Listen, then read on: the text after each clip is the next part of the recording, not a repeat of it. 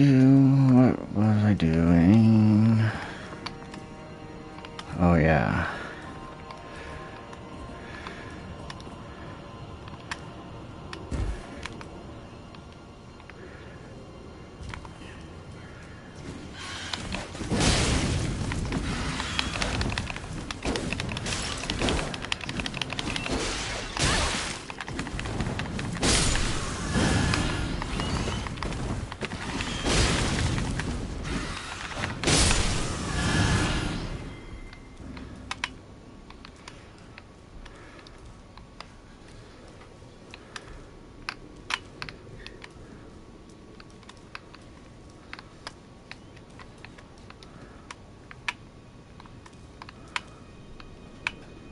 What?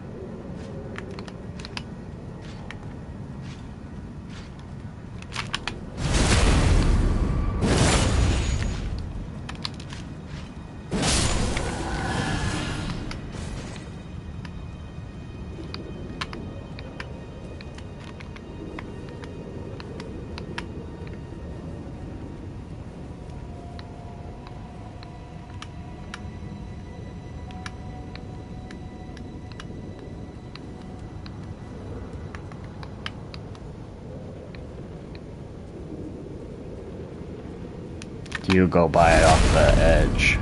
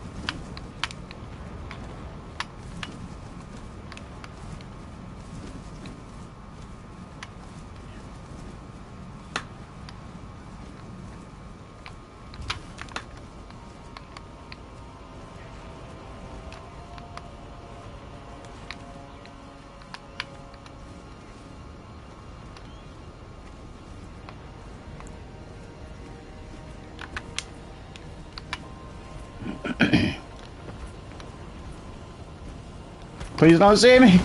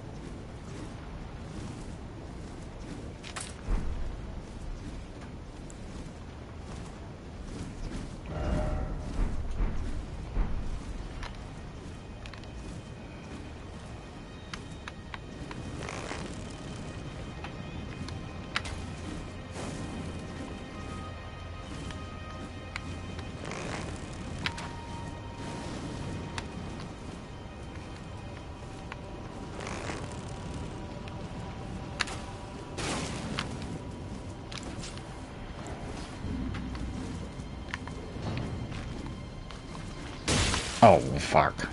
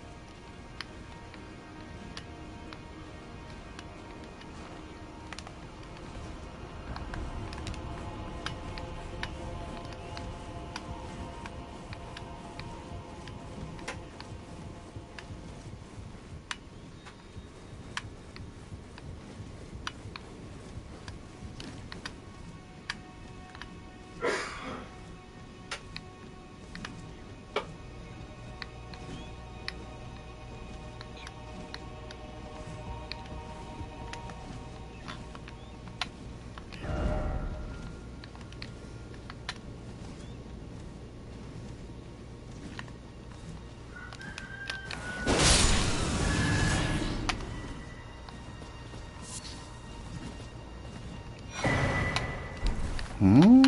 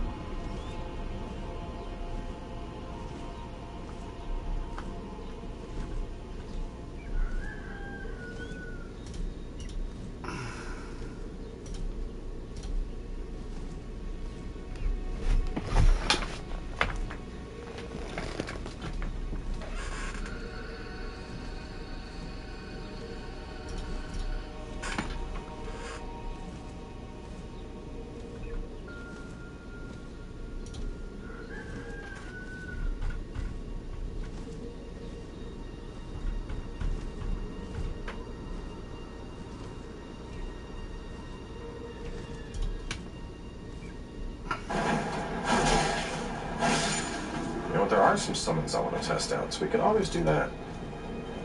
So this next room, this part could be a little bit tricky. There's that guy, there's another one on the left that are both casters, and there's a big one that's off to... Just don't know if I have... Their life changed forever. Are ready for the top. A Bolt Drake Talisman +2. Isn't that? That's a heavy spender right there, man. Lightning resist. So exciting. Alright, we're gonna push on to the next Grace, and then... Oh no, do I fit him in a bunch of other shit? And then there's the whole... Instant kill on it.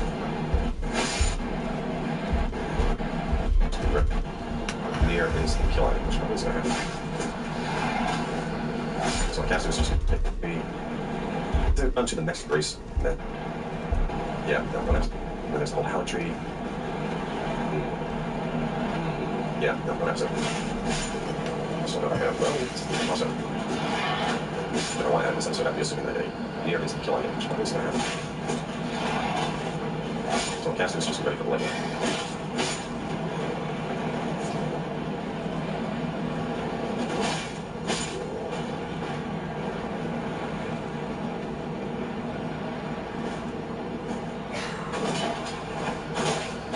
There are some summons I want to test out, so we can always do that. So this next room, this part could be a little bit tricky. There's that guy, there's another one on the left, they're both casters, and there's a big one that's off to the right. But we're just going to sneak, oh no, sneak it out. That one. So I was like snatching like this, just right. The reason I'm saying this run is because there's a Grace that's like right here. But you ride that elevator up, and there's going to be a Grace. I'm killing these assholes first. One out, one maybe die. Yeah, I should grab this, the Saunders might as well here.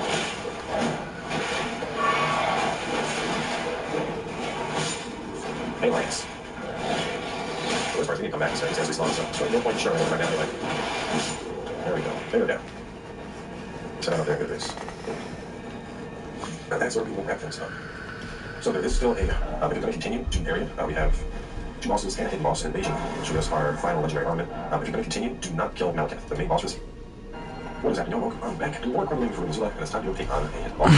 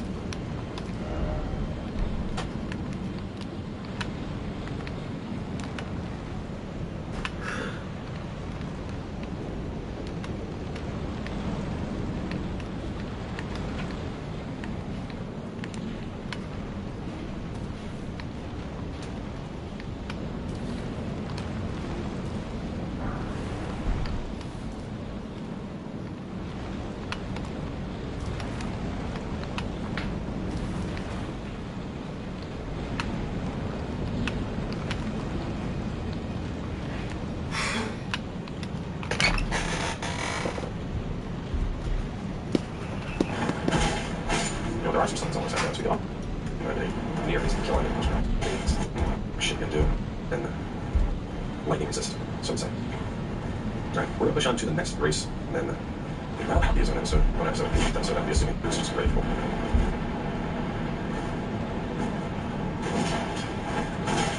The bowcasters, and there's a big one off to the right. That's how we always do. No sneak up, no sneak attack, no this, just right. Always boost. Yeah, she got this, it's the song, so minus one there.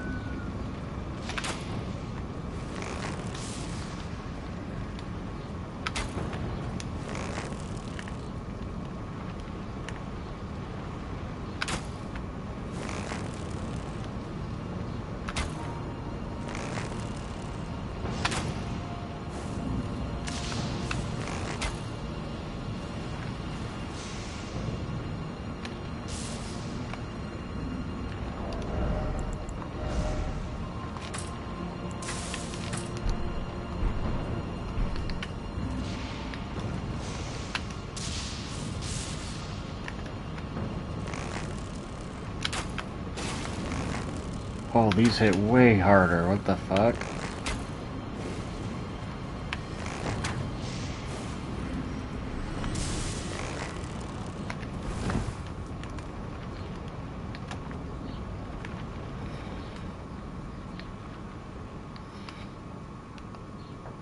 Oh, it's because I'm buffed.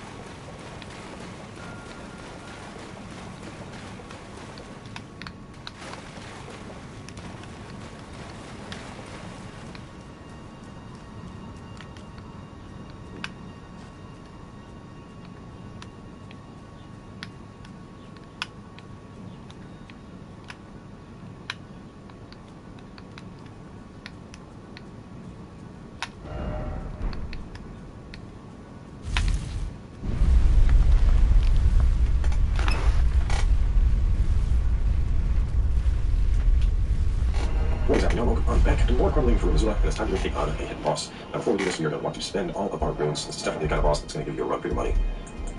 Let's see. Alright, there we go. 6,000. I'm fine if I lose 6,000. But head on down. You might even want to send this elevator back up in the event that you die. This guy can pack a punch.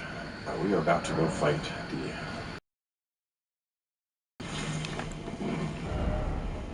Fun fact about the Dragon Lord, your boy actually had the world first kill on him.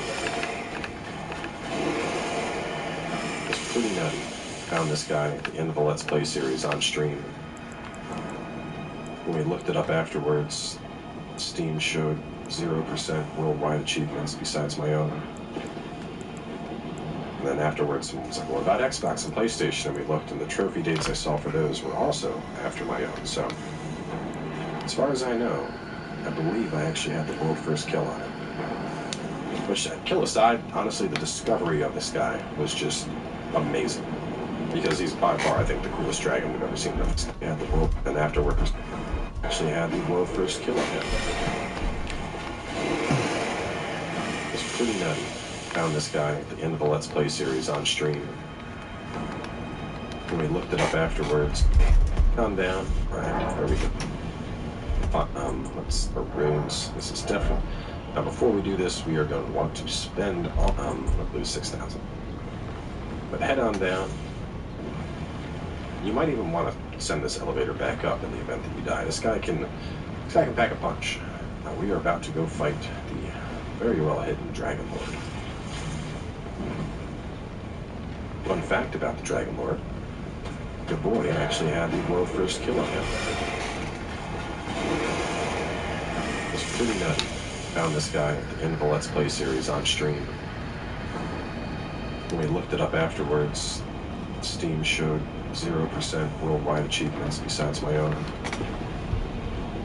And then afterwards, someone was like, what about Xbox and PlayStation? And we looked, and the trophy dates I saw for those were also after my own, so... As far as I know, I believe I actually fucked up. And ironic, it's like shooting this great pick off. The coolest dragon we've ever seen in a FromSoftware game. But anyway, enough of the recording about myself.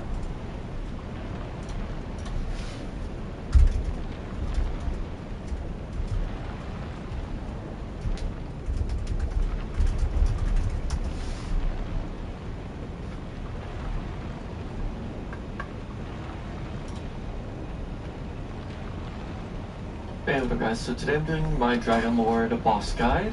So this boss fight, it starts out with him doing these 3 lightning strikes. So some of these will be random, but then some of them will actually track you. So basically what you want to do is to go away from the boss, and then you can get a free hit in real fast. And then you want to go ahead and run away, because the AoE on it is actually pretty nasty, so you can get hit. And if you get hit, it's gonna hurt a lot, you know. So this boss uses a lot of like area of effects, kind of lightning things. You just want to always have eyes on it, both of the hands or arms, I guess, because a lot of things can happen off screen if you're not careful. This attack right here, he like just throws his wing at you. You can just roll right into him. It feels like it has a decently generous dodge timing with that. So as long as you're not too close, you'll be fine. But whenever he does the fire attack, the best thing to do is run away, but you can also actually go behind him towards his tail, and you can actually start hitting him during that phase, and you won't get damaged. Like, the fire won't actually hit you. So as you can see, basically we're timing it so that the lightning goes one way, and then we get out of there. You can also just roll it, which is risky, but it is possible to just roll it and dodge it completely. You can also get some damage in on kind of his other legs, or like his back legs. Although I do feel like the resistances are increased back there, but you can get into decent damage. This right here, the instant you see this, you just want to start running away, because it's going to do a huge explosion. I actually haven't gotten hit by it, so I can't tell you how much damage this actually does, but I'm imagining it does the instant you see this back there, but you can get in some decent damage. This right here, the instant you see this, you just want to start running away, because it's going to do a huge explosion. I actually haven't gotten hit by it, so I can't tell you how much damage this actually does, but I'm imagining it does quite a lot. Fighting is quite good here. Usually he'll follow up with an attack quite quickly, and then you can basically get a read on it, run away, and then come right back. So here is what happens whenever he gets to lower HPs. So he's going to disappear, and then he's going to reappear in this like little fog, and then he's going to dive down on you, and you just want to go ahead and roll into him, and you should be fine. It is a deadly attack, so you want to watch out for it, but you'll know where he's coming from by the little fog and mist in the air.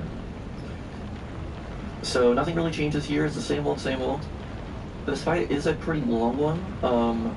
I feel like maybe my damage isn't that great, but this fight took a while. Away, and then Russ appear, and then he open up with an attack afterwards. So he needs to dodge both harder to dodge. He's gonna do like a lightning slam here. The dodge timing to dodge both the charge and the lightning is extremely precise. So you're going to want to go ahead and basically just delay your dodge until the very last minute, as that's going to allow you to actually dodge that, but it is incredibly difficult. Also, this boss is, it can be bled, but I believe it is immune to Scarlet Rot and poison. Its bleed resistance is quite high, so it's going to be really difficult to get bleed procs, but it is possible. I don't think I got one within my fight, but if you have a proper bleed build, you might have a chance at actually bleeding him. And also, you can frost him, by the way, that's another one. Okay, so this attack that's about to happen is extremely deadly, and if you're going to dodge anything in this fight, it is going to be this one. This attack has one-shot potential, and the best way to actually dodge it is to either just run away from him, or you can try to go in one of the blind spots, which is kind of difficult. It will take some time to get used to that. The boss doesn't seem to do that attack very often, and it seems to only happen below 50% HP, so you don't have to worry about it in phase 1, but it is something that you have to look out for. Hello everyone, in this video I'll be showing you Dragon Lord Placidus Axe in Elden Ring. So we're going to be using Morgoth's sword here, and this first strategy I want to talk about is getting to the backside here. As if you can hit his body and leg with this, you're going to be able to deal a bunch of damage. I'm not sure if it's glitched, but it seems like it hits him multiple times through the hitbox. I've also had a lot of success with any other spells that use multiple hitboxes, like the Pest Threads, the Envoy's Longhorn, as well as the Spiral Shard spell. So all 3 of those will also do a lot of damage. But as you can see, we pretty much blitzed this far away just by using this weapon skill over and over again. As I think it does trigger multiple times, and he can be bled, so this sword will also trigger that. Now the second phase is extremely frustrating, so it's best if you can burst down his health as quickly as possible so you don't have to get into this phase. I actually had a few attempts today where it glitched out. He would repeatedly do that attack over and over and did not stop doing that attack, and you can't hit him when he does this attack. You just gonna dodge roll through the claw and just hope that he gets out of it and goes into this animation here. Now I did speed up some of this video because it's repetitive. He just runs around the arena and you just have to dodge it. So you can lock onto him, but I found that if I locked on, it kind of looped him into a weird RNG where he would do a bunch of spells that were hard to avoid. So you gotta run around, pay attention to where the lightning bolts are on the ground, because that's where he's gonna strike. And then he does this laser beam attack that completely decimated my health bar, so watch out for that attack. And in general, it's just gonna be an annoying phase here while he's just flying around.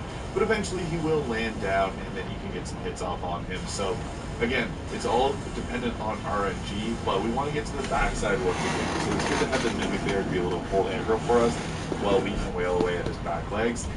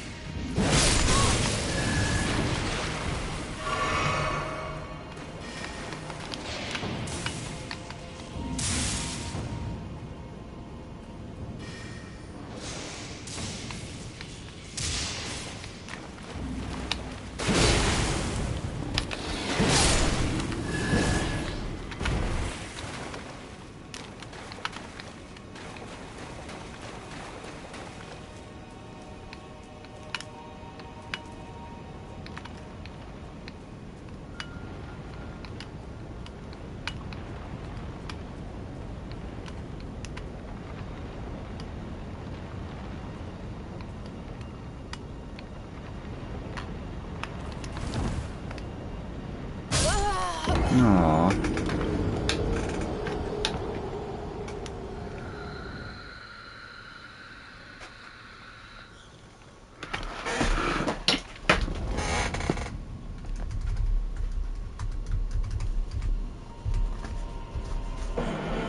Head on down. Now, before you go into this, a couple of things. So the guy's weak to thrust, and ironically enough, he's also weak to lightning and fire. I don't think thing will turn him to want to be the excellent choice. Honest. You want to do like maybe open. One little thing to have.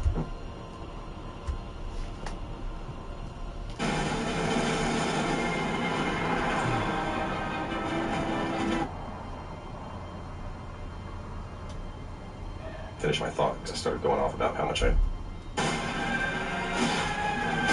There we go. That was actually good. It came down to the wire. We managed to show off all the visibilities. You saw the laser, you saw the music fades, and he does the big explosion. Pretty good fight. So what I was mentioning, though, I want to go ahead and finish my thought because I started going off about how much I love Dragon Lord. But later on, when we finish Millicent's questline, and this is mainly for people that already accepted the Lord of Frenzy, that don't want to be locked into that ending. When you come to the arena here, you can use Millicent's Needle, and it will purge away the Flame of Frenzy's influence. So this area is obviously quite useful to have. Anyway, from here, just hop back on over to the side of the Great Bridge. There's a couple other things that we're going to do in this area. Okay. I'm also going to spend all those runes I got.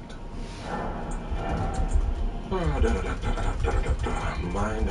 Let's see, I want to make sure I have enough FP to summon like anyone that I would want to ever summon. 132, it's Tish.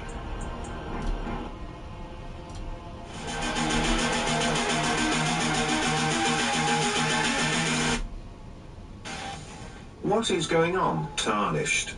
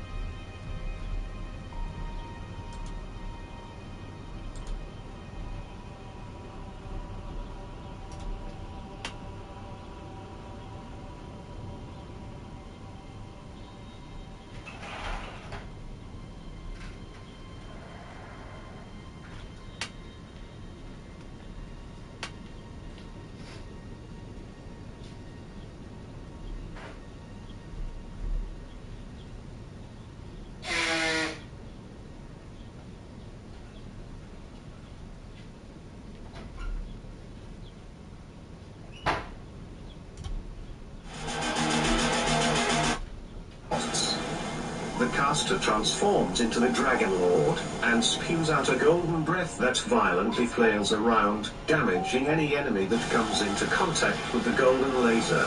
This incantation can also be used while jumping.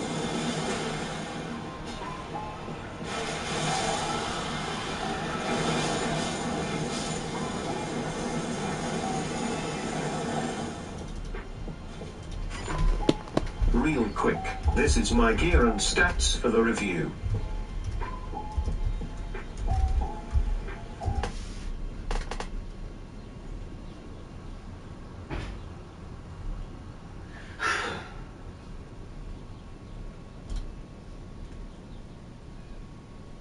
Hey all, it's Matt, your average gamer, and for this video, we're going to be doing a little bit of a build for Placidus Ruin, or Placidus Ruin if the X is silent, and this is a really fun one to use. You could actually get a lot of damage out of this one.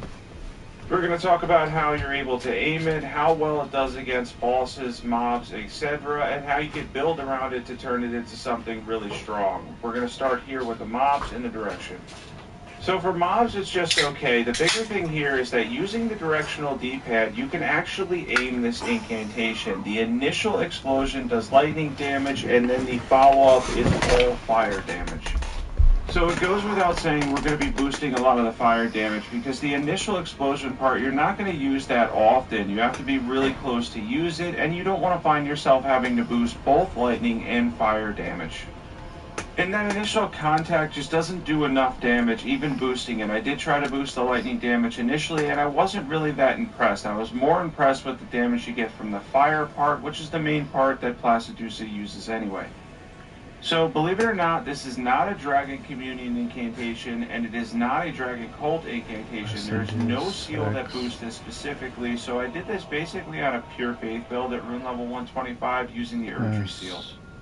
Something cool about this on running a pure faith build here is we're boosting fire damage anyway, so feel free to throw in whatever fire incantations you want to use. I'm using Catch Flame here, but you could use Black Flame, Giant's Flame, Take Thee. There's a whole bunch of different things you'll be boosting too with the same setup. I actually have good stats too for the Blasphemous Blade on this character at rune level 125 too. This is a rune level 125 build, and this is on my PC character. I have two different PC characters I'm working on for DLC, along with my Xbox characters. Honestly, I'm used to playing on New Game Plus 7. This, however, is base 2.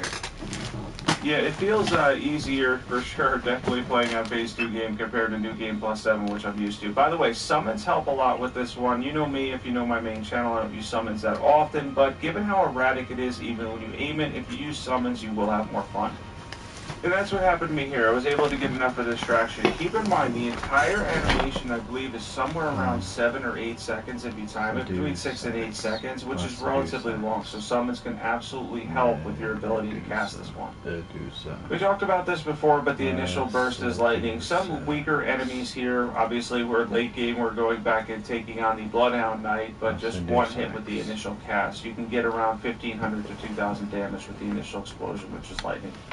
So this is another one of those weapons or items or spells or incantations that's good against big bosses. There's a lot of them in the ring. This definitely falls into that category. By the way, you could use Endure if you want to be able to stay on your feet.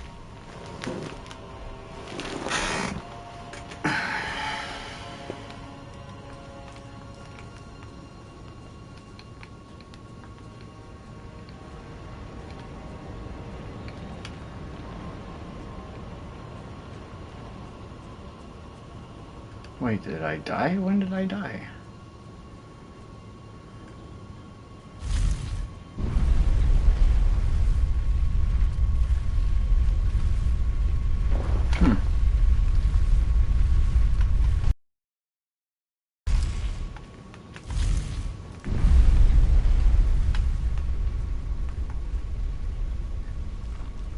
Oh yeah, I jumped off.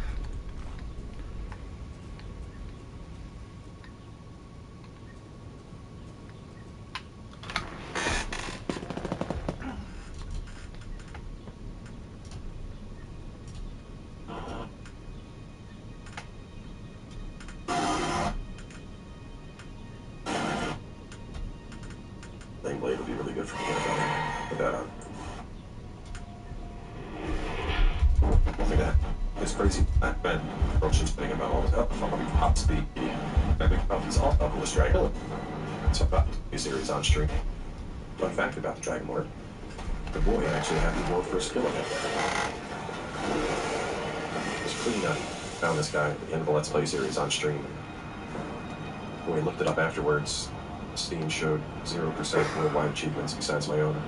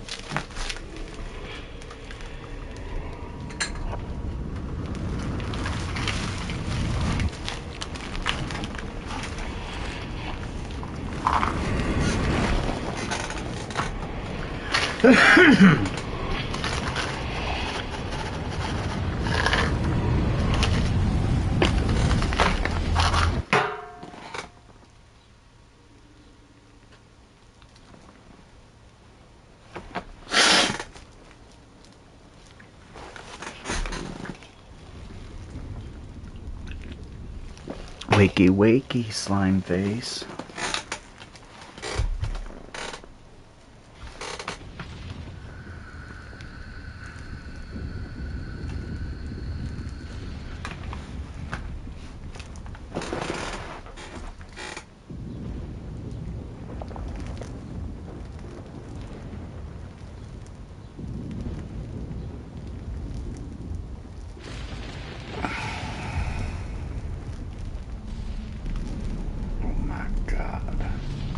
Oh my god.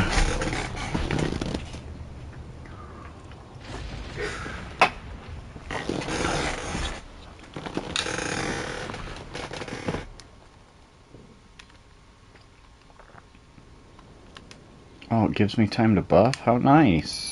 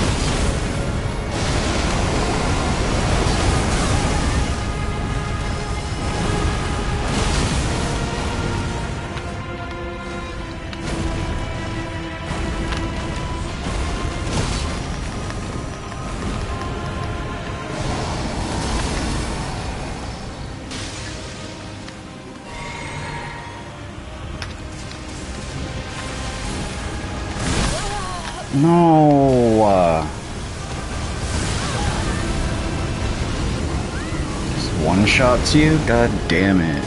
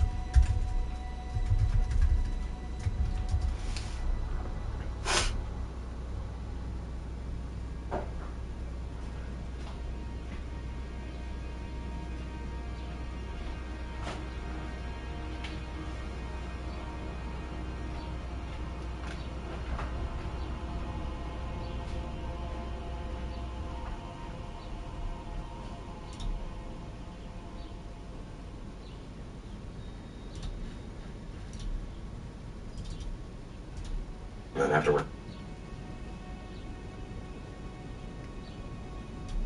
later on when we finish Millicent's questline, this is mainly for people that already accepted the Lord of Frenzy but don't want to be locked into that ending. When you come to the arena here, you can use Millicent's Needle and it will purge away the Flame of Frenzy's influence. So this area is obviously quite useful to have.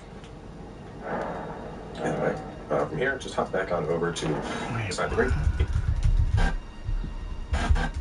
Show off all the visibilities. You saw the laser, you saw the music fades, and he does the big explosion.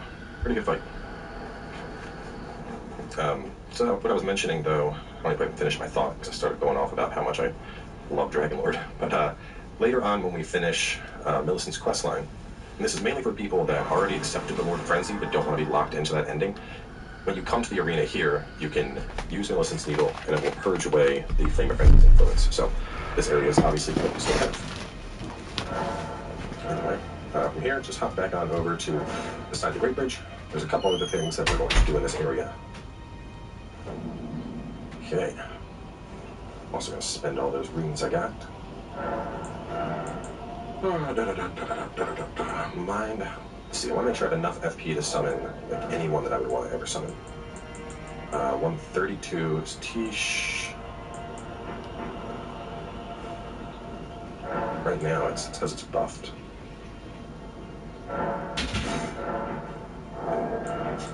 Is it 40,000 short or something? I think Lord runes are 50, yeah.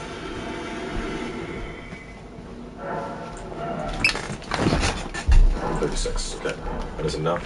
I don't think there's anyone beyond Tish. I think Tish because it's buffed. Anyone. I'm also going to spend all those here. Just hop back on over to beside the Great Bridge. There's a couple other things that we're going to do in this area. Okay. I'm also going to spend all those runes I got. Mind. Let's see, I want to make sure I have enough FP to summon like anyone that I would want to ever summon. 132 is Tish. Right now it says it's buffed.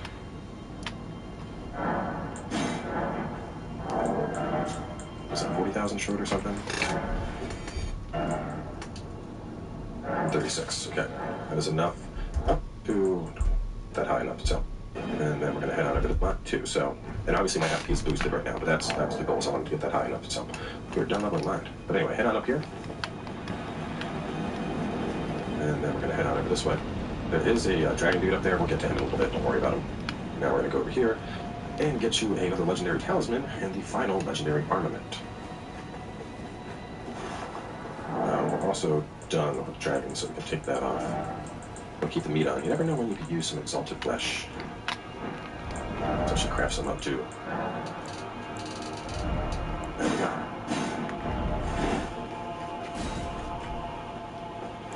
This one.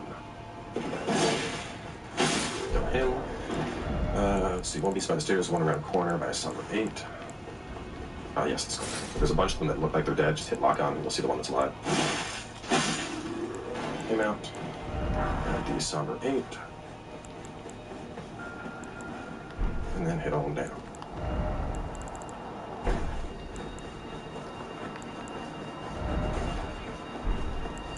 So pretty much as soon as you start approaching this, you should get invaded by refusing. Don't go inside yet because there are beastmen in there and we don't want to deal with them until after we've handled the invasion.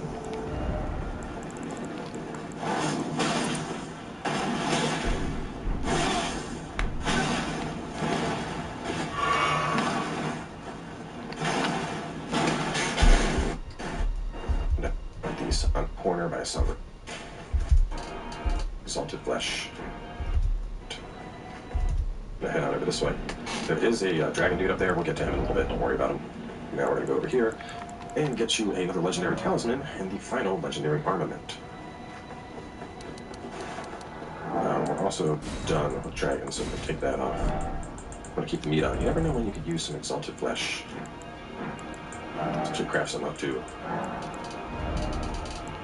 There we go.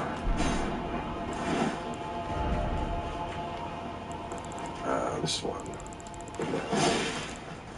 Got him. Let's see, one beast by the stairs, one around corner by a somber 8. Yes, this corner. There's a bunch of them that look like they're dead. Just hit lock on and you'll see the one that's alive. him out. Got the Somber 8. And then head on down.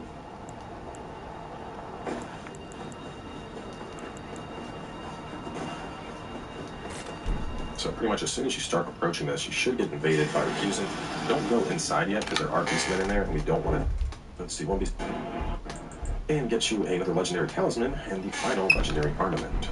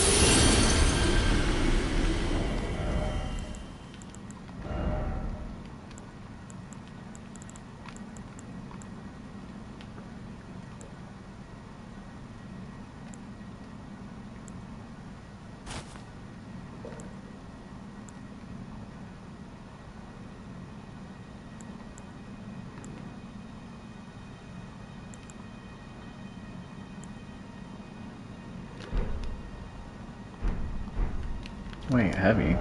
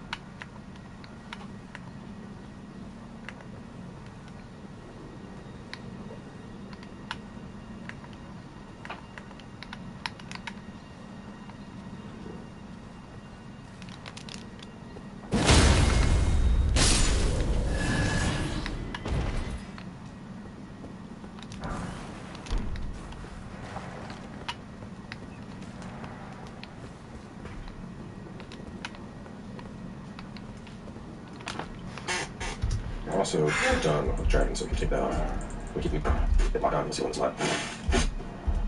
Came out, got these number 8. And then head on down. So pretty much as soon as you start approaching this, you should get invaded by refusing. Don't go inside yet because there are beastmen in there and we don't want to deal with them until after we handle the invasion.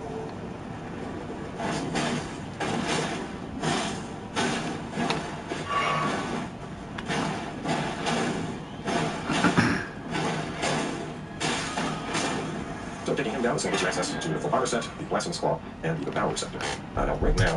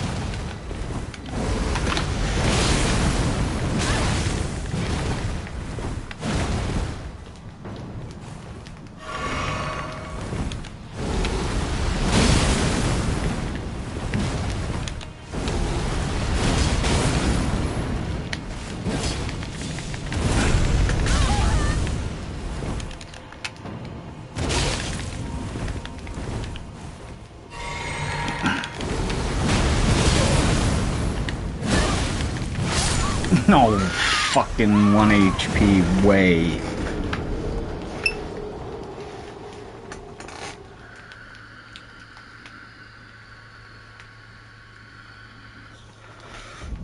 This guy's a fucking asshole.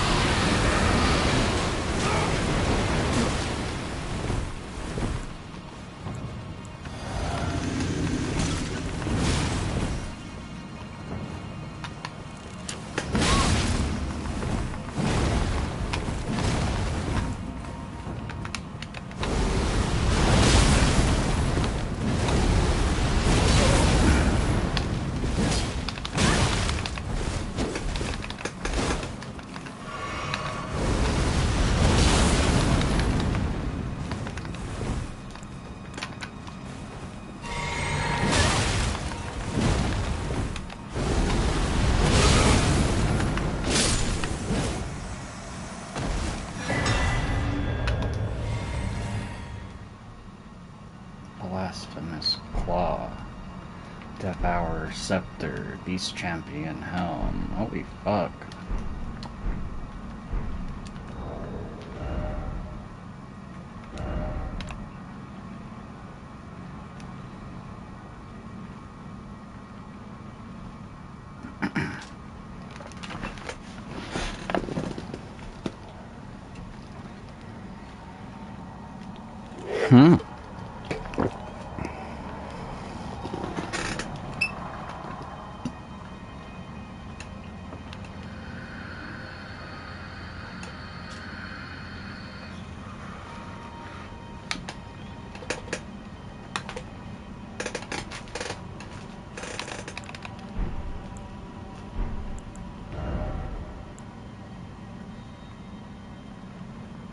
Oh.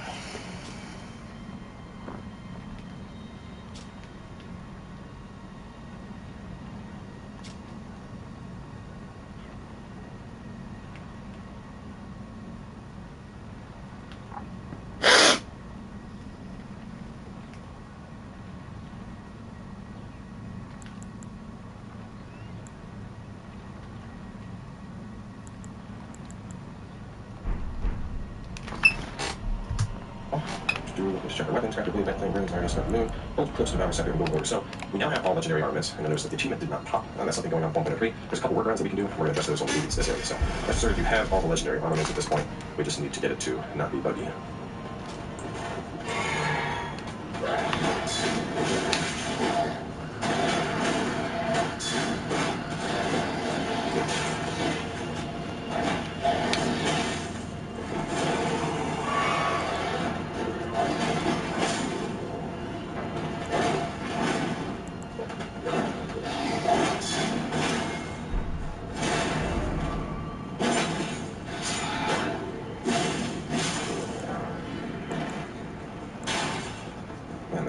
Here, this is one of the legendary talismans that we need, the Old Board Talisman, which pretty good item for a couple of builds.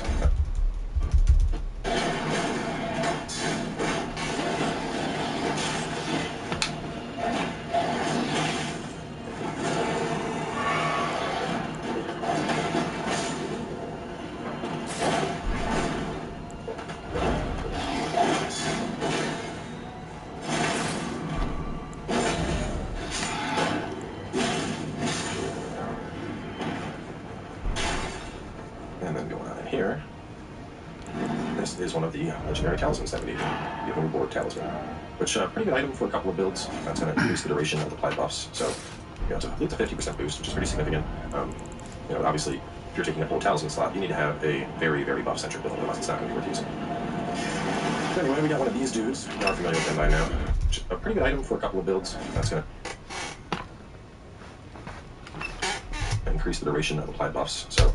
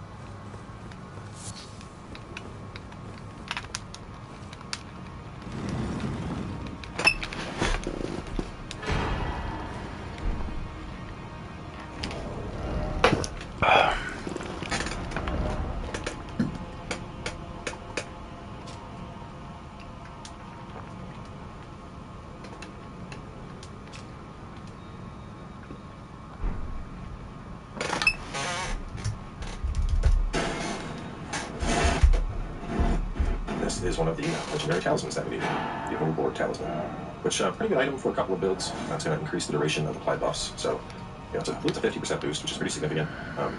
Obviously, if you're taking a whole talisman slot, you need to have a very, very buff-centric build, otherwise it's not going to be worth using. But anyway, we got one of these dudes. You are familiar with them by now. This is the last normal C. We get the armor off killing this one, so.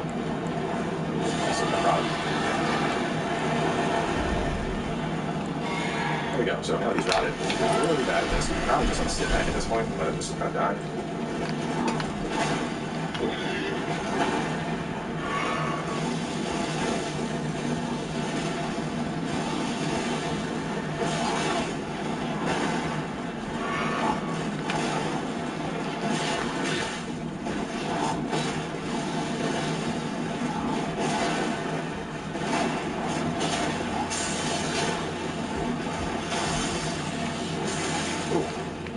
dodge that, but apparently not. Oh, come on, buddy. Holy fuck, I almost ran off.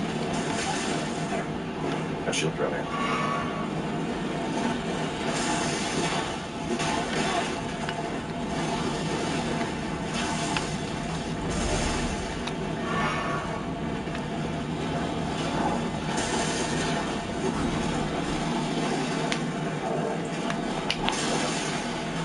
Trying to hot swap, almost got killed. Stop trying to swap. Die to this asshole. I guess this one's ridiculous.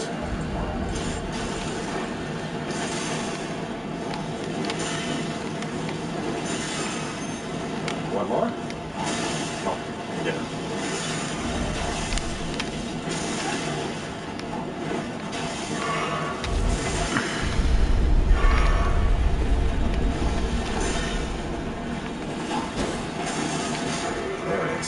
Nice. So for taking him out, we get the full Malform Dragon set. Now, as I already mentioned, we do not want to fight Malakath just yet. Fighting Malakath is going to, well, fighting and beating Malakath is going to cover the entire capital city in Ash. And so what that means is that all of these braces, everything that's over here, you are going to lose access to. Each on that note is estimating 5, I forgot. I'm just going to go grab it real fast. I'll take half a second. That'll give me a chance to talk about this. So, a couple things happen when the capital goes to Ash. The round table hold is, basically, it's just emptied out. So there's almost nothing there anymore. Gideon is no longer our friend, and that's another one of the reasons, is, as you noticed, as we've been talking to Gideon, we've been able to pick up a bunch of loot. You know, like, hey, we found the Word of Blood. He's like, great, have a present. And we're like, hey, we found the Kelleys. Great, have a present. So he also gives us something if we talk to him after beating Millennia. So because of that, we want to take out Millennia first before we go ahead and try to tackle before we beat Malakath, because we're going to get that final spell. And it is really nice. It's one of those super fortification spells. It's going to allow us to mitigate out holy damage by a huge amount. And considering the final boss of the game uses holy, you know, for anybody that can use the spell, it's obviously going to be a huge boon to have that, because you're going to shut down a ton of the incoming damage on those fights. So I would not suggest doing Malakath just yet. I think that Millennia is probably harder than Malakath. Yeah, but it is. I missed it when we were talking to Goldmask and all that. Everything Millennia is harder than Malakath, but regardless, we are going to save him. So, you know, make sure, because that's one of the few conditions that could cause you to miss your platinum, is not getting the whole Cranksix here before the capital is covered in Ash. But anyway, let's work back to the round table hold. We're going to talk about fixing that achievement. The one thing we want to do is dropping it down in the inventory, and then do an upgrade, that might fix it. And then it's just dropping items and picking them back up. But this is no problem now. I mean, tons and tons and tons of people are already experiencing having an issue with this. So, with the upgrade, you're dropping any weapon associated with the not just on. That should work. Let's go over and get more. Because I know that this is the, I know these are the 8 weapons, so.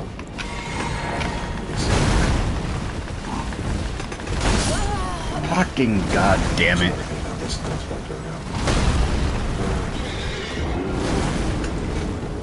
And actual force damage. So far, we should get all weapons right into the pocket trophy. Okay, so let's do that. Let's pull them all out. See if that will fix it. Board tally leads up. And by now, this is the nice one to see. We get the armor up on this one, so.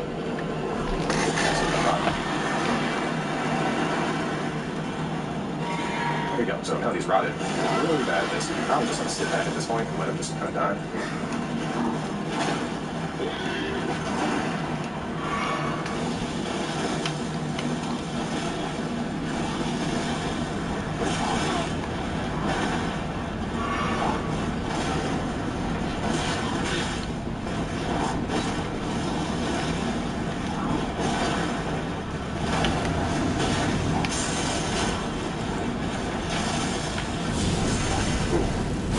Dodge that, but apparently not.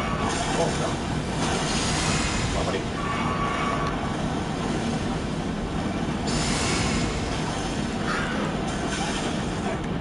That shield throw, man.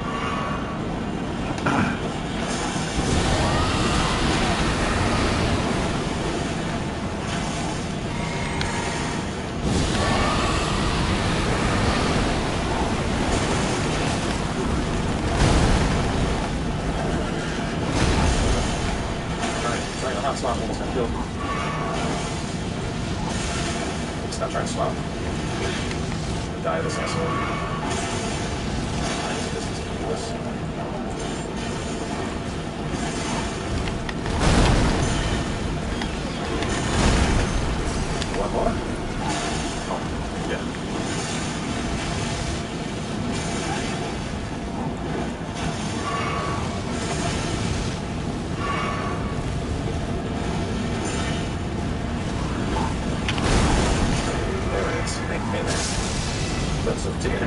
full mouthful of dragon set.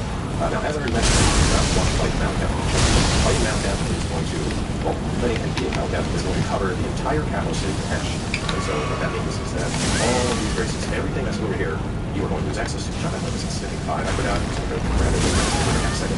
But I'll give you a chance to talk about this. So, a couple things happen when the capital goes to Ash. The round table hold is basically just empty. So there's almost nothing there anymore. Gideon is no longer our friend.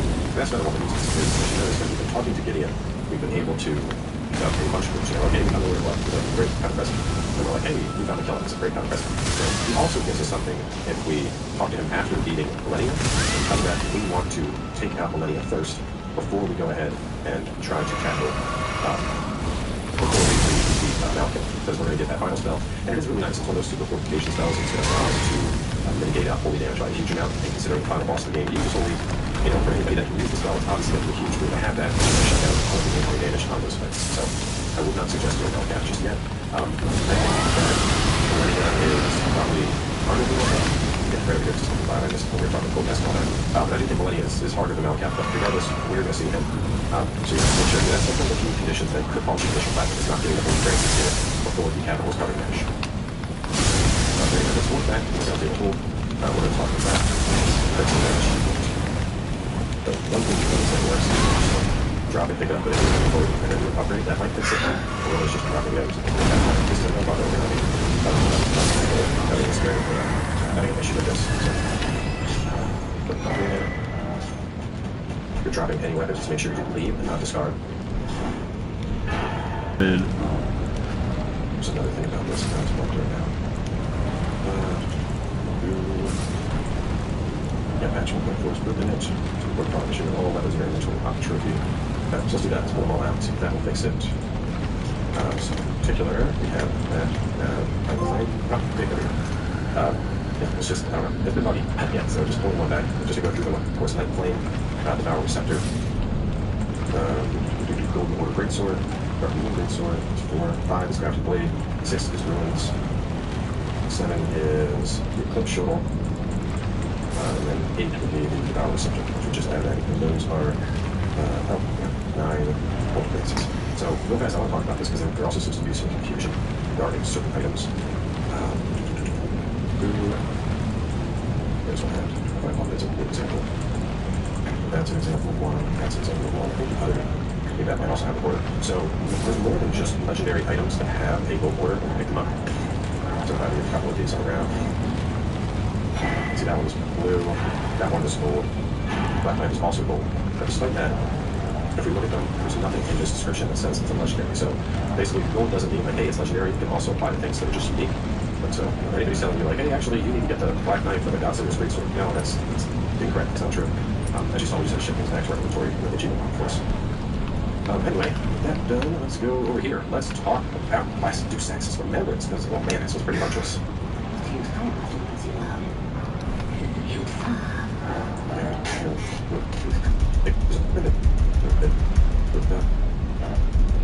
Millennia is, I would allow us before we.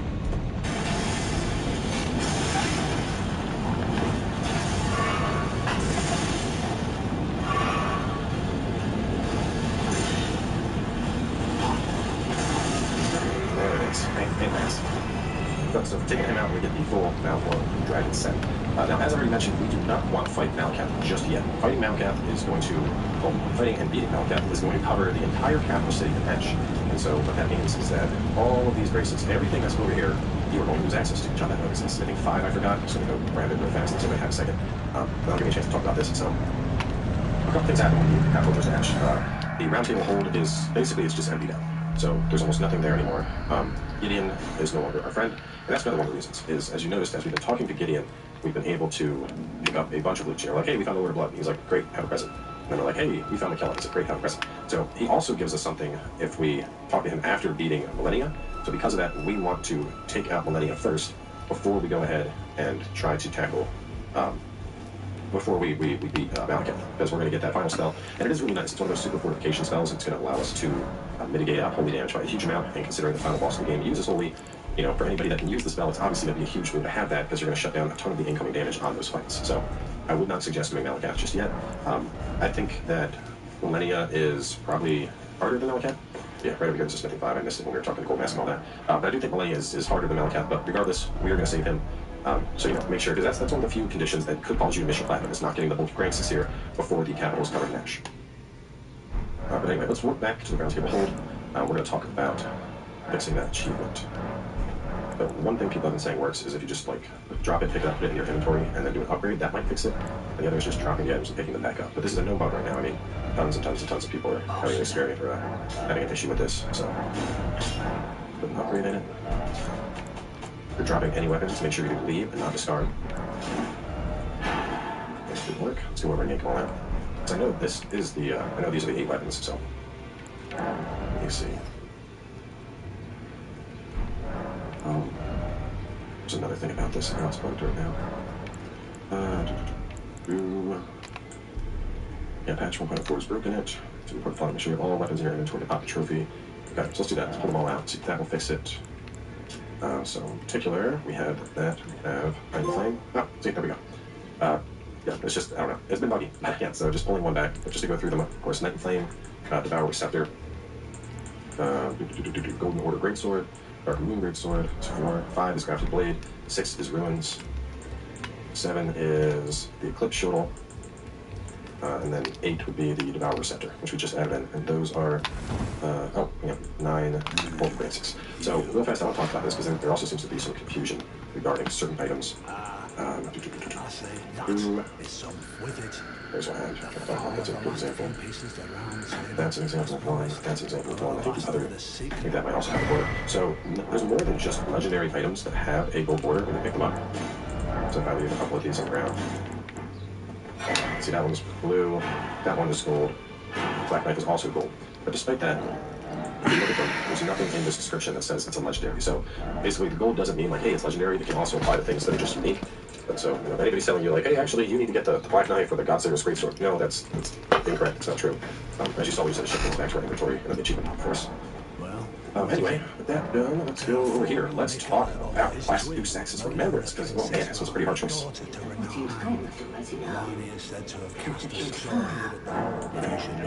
equipment now, the veteran stuff, having the yell out. And by the way, at this point in the game, like, honestly, just buy all of it. You never know when you're going to want to use this stuff, so we ran out of rooms. That's okay. We'll have a lot of room. Before you go to New Game Plus, just buy this inventory out. So 2 big choices here. The Dragon King's Cragblade, which is pretty crazy. The Thunderclap form is that move that he used when he went up in the air and kind of swooped around his lightning and then came crashing down. Very strong weapon art. You catch somebody with it in PvP, it's going to almost one-shot him. It can be dodged, obviously, but it's very scary to come against this thing for sure. The other is my personal favorite spell in the game, Classic Saxon. This thing is absolutely crazy. It's the laser breath he was doing during the fight. You can cast it mid-jump, and what's so phenomenal about this ability is when you jump up and cast it, or if you're on the ground, whatever the case is, when you use it, there's a giant aura that's going to explode around you with red lightning. So, like, just instantly off the bat, you're getting like a 1500 damage instant AoE that knocks anything around you onto the ground usually. And then there's going to be 3 separate lasers. The laser is going to sweep to the side, and then sweep back, and then it's going to sweep straight, like from down to up to hit the target. I mean, it's a really cool spell. It is a really, really cool spell. This character is a caster, so I may actually pick up that blade just to see how it works on quality build. I want to say it's dex scaling. Let's see. We'll list on it. I think leveled up, so it's quality. I would like to have thrusting weapon. Let's see. Level up, you are D and D, so you are more dexterity, but that's fine. I could use another dex weapon. Let me pop some runes. I'll buy it. I convince myself with my dialogue about how cool it is.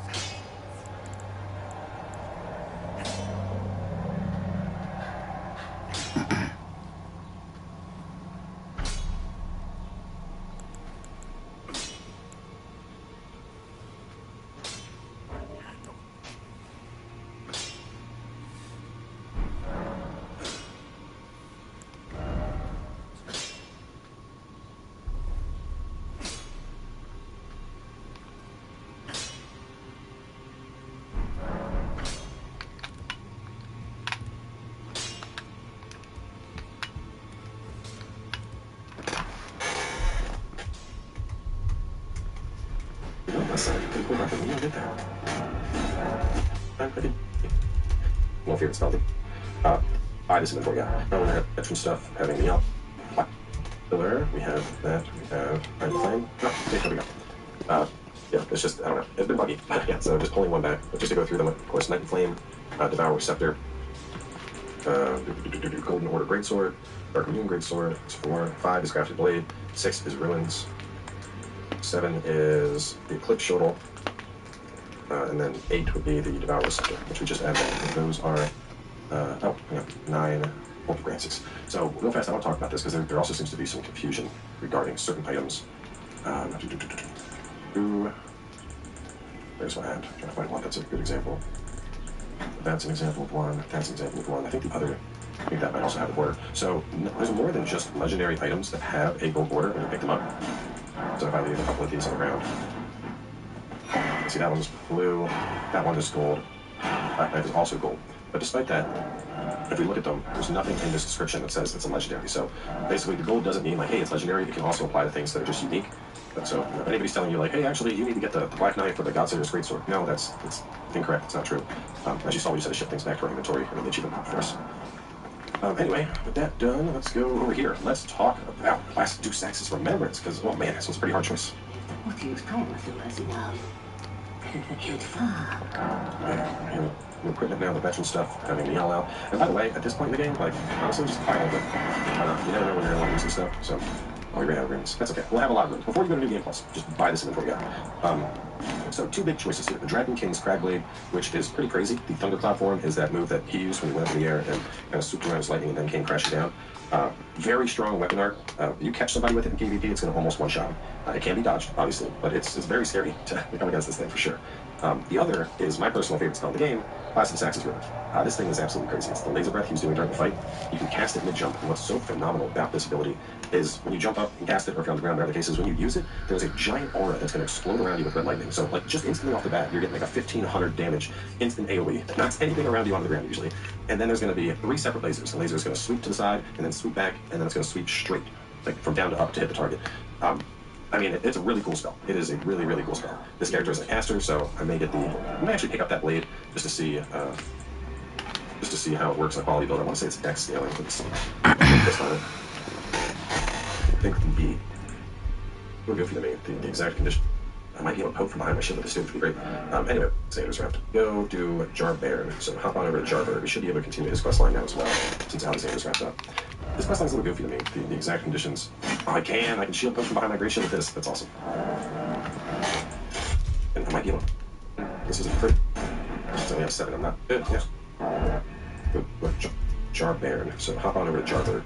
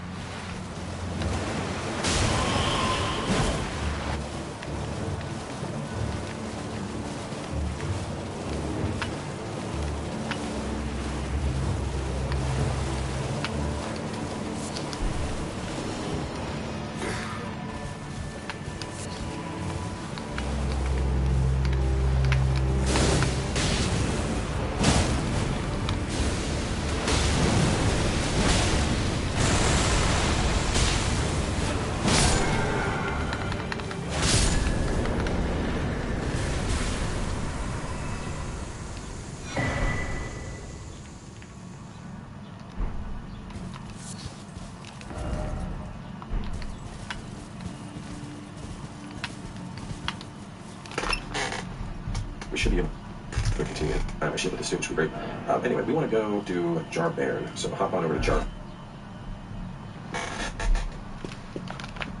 We should be able to continue this quest line now as well, since Alexander's wrapped up. This quest line is a little good for me, the exact conditions. Oh, I can shield both from behind my great shield with this, that's awesome. Exact conditions. Oh, I can shield both from behind my great shield with this, that's awesome.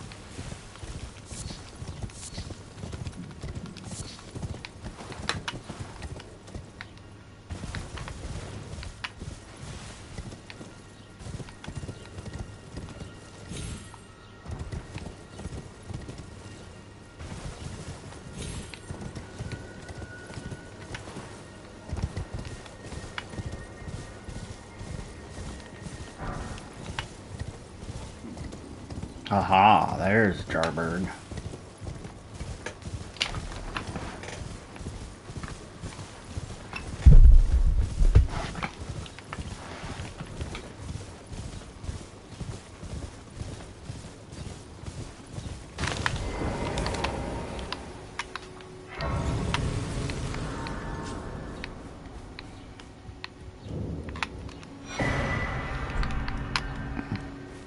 Oh, this is not Jarbird.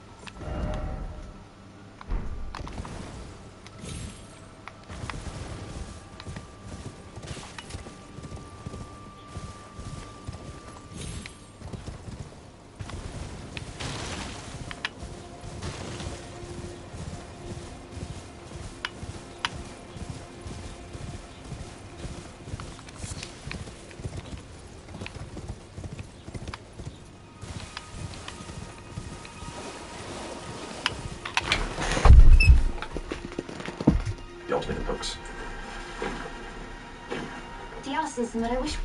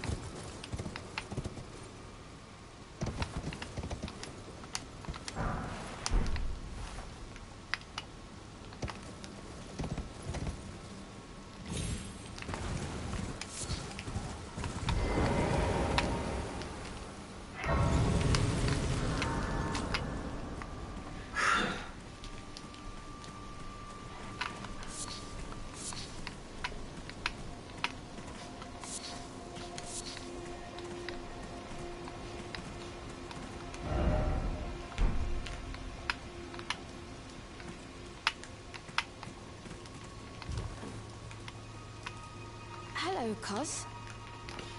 What are you doing here? I didn't think anyone knew about this place. Except us Jars. Ah! Are you going to be the new potentate? Gosh. Truly. It's not easy being... I know. It's just a little test, Cos.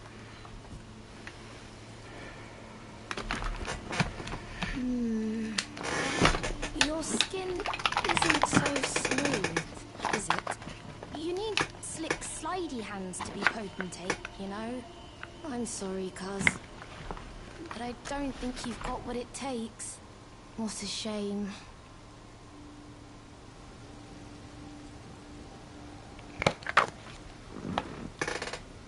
Don't look so glum, Cuz. We can still chat. Potentate or not, come back and visit me. When you can. Don't look so glum, Cuz. We can still chat. Potentate or not, come back and visit me. When you can.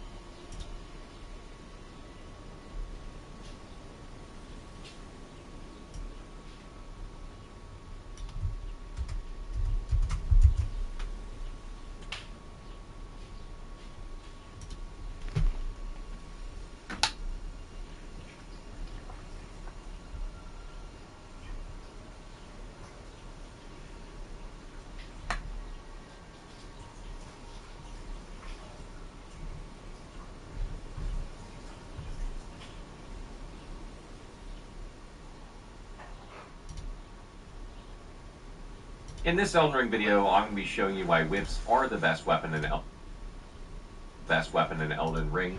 And this is the third video in our series where we go through all of the weapon type in the game, sort of showcase their moveset and talk about what their pros and cons are and why you might use them in your build.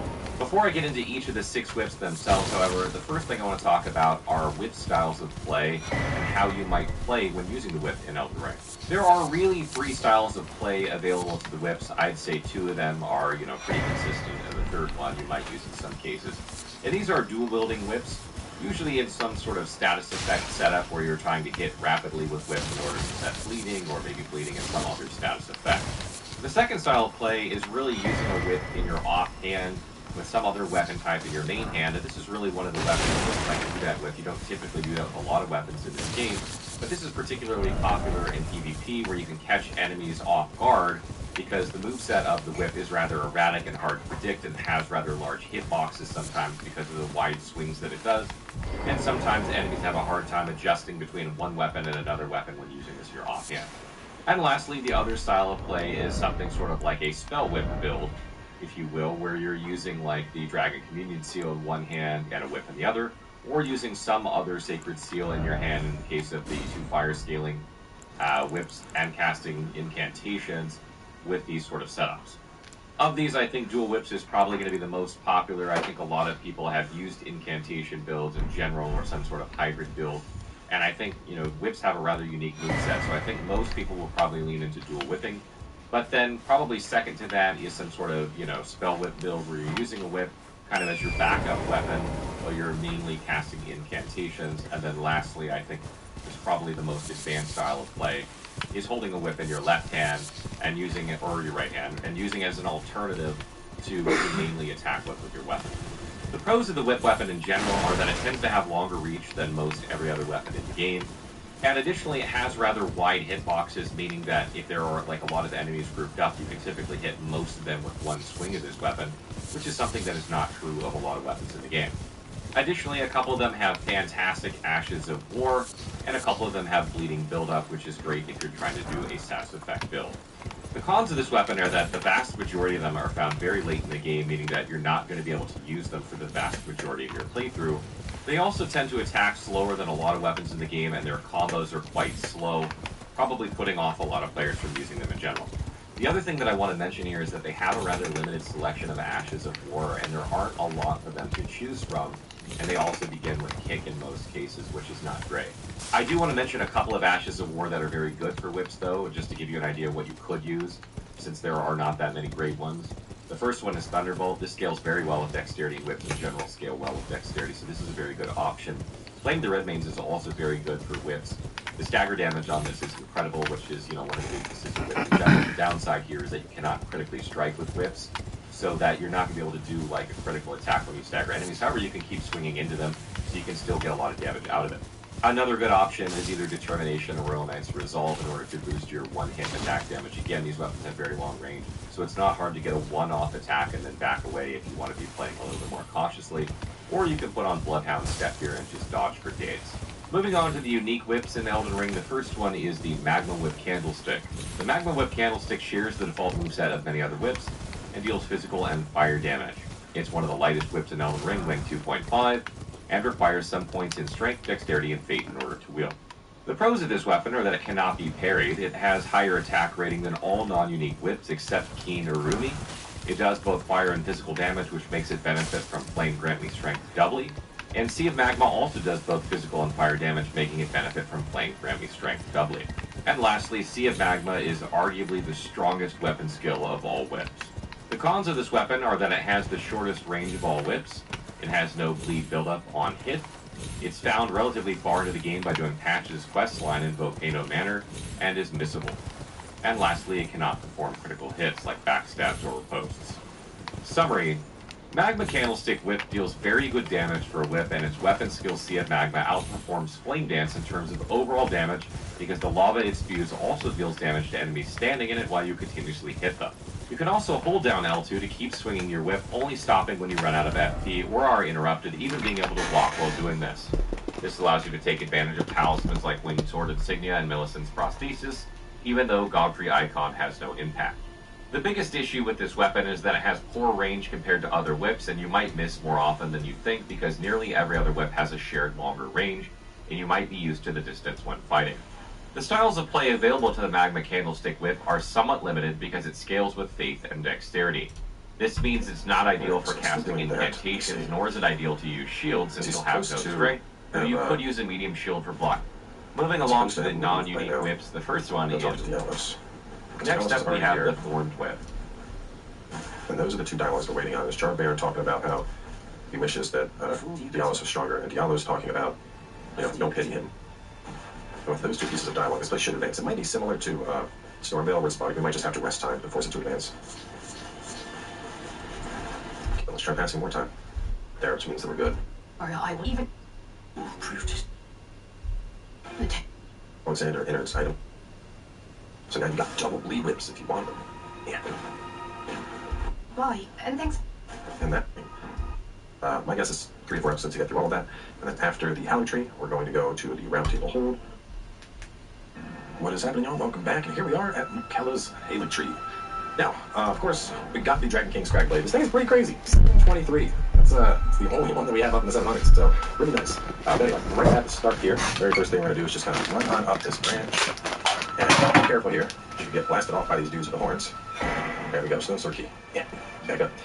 So this area is going to be probably the trickiest part of this zone, just because lots of roots, lots of potential to fall off. But anyway, we're going to go up and kill a couple of these hard dudes, get a sack bud. There's going to be a room 10 by a big guy, so just kind of follow the route I take. A lot of these guys, you can see, until they really start paying attention to you, you can just kind of, they're not going to all start attacking you at once, so. But those bubbles they do will hurt. Come here, don't run away. Those things work pretty well. After this, you can either kill these ones or run past them. We need to get over to the big one that's over there. Just gonna walk past. As long as they're not looking at us, not looking at us. Now, these big ones, you can actually farm them to get the horn they have. That's the long envoy horn. There's 3. There's the envoy horn, there's the long envoy horn, and then there's the envoy great horn. In particular, the long horn's the best. The long horn has this crazy ability where it's like a whole shower of bubbles, and those bubbles will melt bigger bosses like dragons. So I try to be careful with those ones because I want to get their stuff.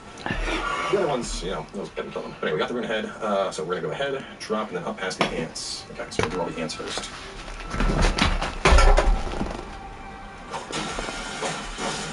This part, there's going to be a lot of stuff that's coming for you. Actually, let's go this way first. We'll go up here and get this loot, and then we'll worry about the ants. Get the cured meat.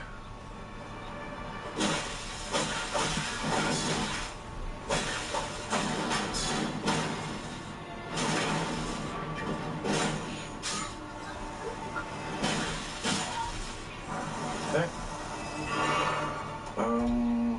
Check. What do I want to do here? The chunky hat. Oh no, the chunky hat there. That's the water tray.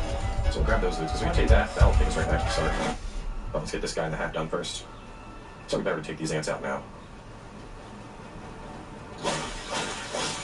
Hey, what, man? That thing's pretty quick. Especially the fact that I can poke from behind the gray shield.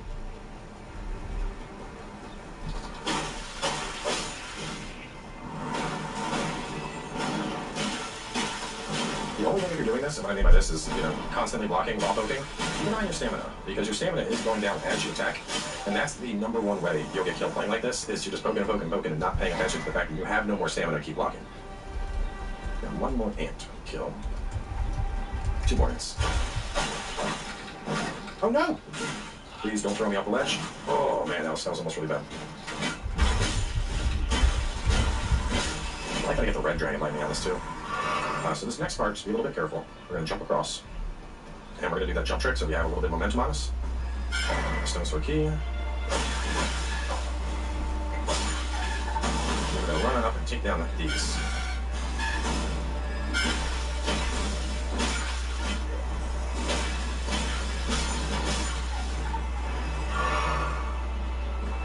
Grab that. And then there's 2 more loops. There's one over there, and there's one over there in that other range. So we're going to run. We're not even going to worry about killing these things. It's just a very bad spot to try and fight them. We grab that. One over here, put you. So get them out of the way. Butterflies. And we're going to run back. So from here, there's one more loop we want to get. We're just working our way back up to get it. And it should be right over there. I think we can get it from here. Find out in a second.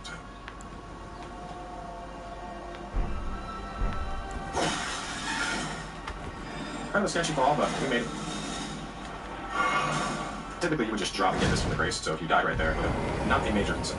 So let's see. We got paint, we got stone sword hoses, the Aeonia, the grease, the chungy hat, and the 2 stone sword keys. Okay. So I'm just going to run for now. We're going to head on down the branch. So right over there, you can see those buildings. That's going to be our first like grace. So, well, we can be on the starter grace. Got the warming stone, and then right after that, you can see kind of right here that we're able to drop.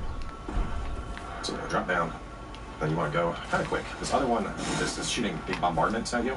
And so what's nice is going this way, we're going to be able to avoid a lot of those bombardments and get over and take that guy out ourselves. Down there, big tree, but no loot, so don't worry about it. Usually all those bubbles are hitting you as you're running.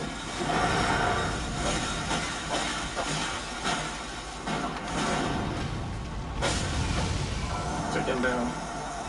And then right up here, there's going to be a little, a medium, and a big. Now, you can fight them if you want. You don't have to. But we do want to run past them to grab the ashes that they have. And now we can summon our very own bubble boys.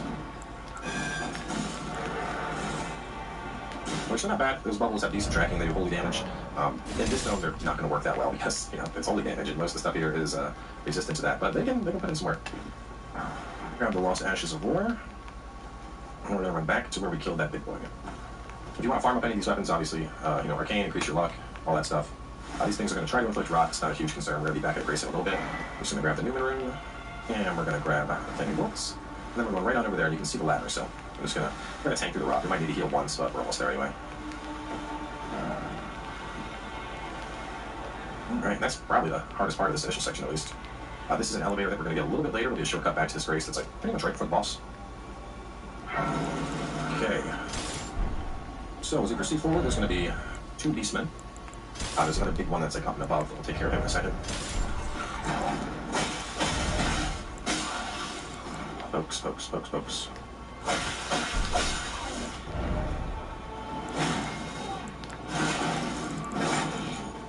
We get the golden room. Oh, he came down to see us. Oh, nice. There's a couple mushroom men up top. Mushroom men and a beast man. So we're going to take out all that stuff. The one downside of this thing is I don't have like any AoE on it. So, you know, a little bit away.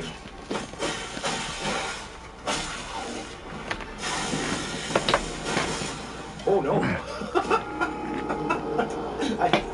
Okay, we're not. Oh no. I mean, I knew we turned into a cloud. I didn't think we were. I figured we would stop flying at the guy. I didn't think we'd fall straight off. Oh man, that's actually interesting.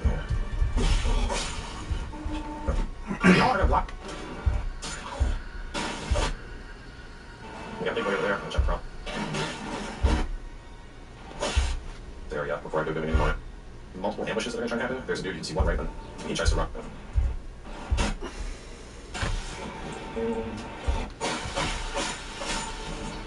Here we got some more of these dudes.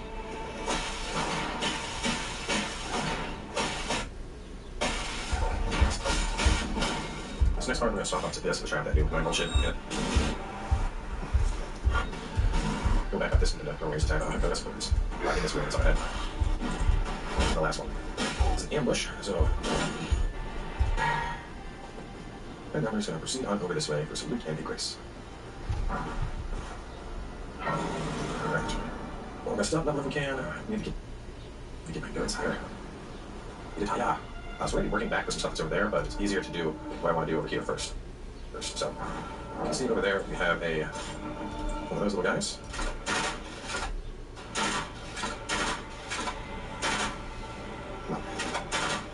There we go. Alright, put that one down. There's another one. It's right here. Punch it. Let's get that out of the way on you right now. Share coordinates for it.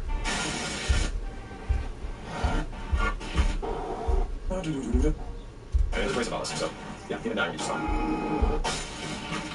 Oh no, I got here. It's okay, there's a brace of ballists, so yeah, even down, you just stop. 2 heroes. We need adventure. Wow, they hit us up here too. Very intense ants. We need adventures. Oh my god. Oh, just not going my way. Oh my. Big ass headache. I'm always barely short without being ahead. Still heavy load. Punch. Cross. Good. Shows us out of it. Okay. corner here, it's going to be kind of right. And then there is a big dude guarding a stair over here. There's another loot, but if you want to kill him, there's one over here. These guys are worth 3,000 a lot. The mushroom men, they're not worth much. I underestimated them before, but there is there's an elevator shortcut that we can take that's very close.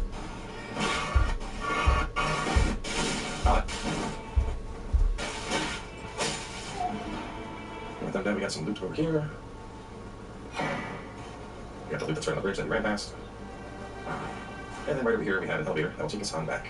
Just going to make classes I use on my one. Just go back and rest it. Not the real Reddit. It was like, okay, this is step one here. The trophy for super spam well, so we might as well summon here, teach. Actually testing on stream, our bubble dudes out.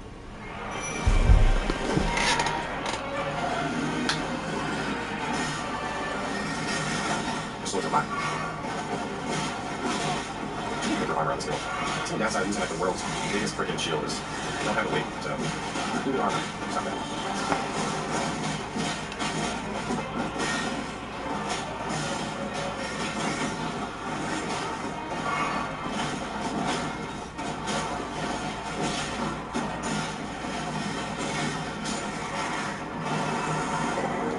Red trophy, or the Warsicle and the Red's Mastery. Between that and the other Great Fight, I actually like the other Great Stone more, just because it's a little bit cheaper on a P cost. If you're really trying to maximize your damage, Mastery is obviously better, but it's pretty pricey. I think it's like 36 to 54, so definitely keep in mind higher cost. And we're actually going to proceed along just a little bit more just to hit the next race, which is Prayer Room. And that's where we'll resume the next episode from.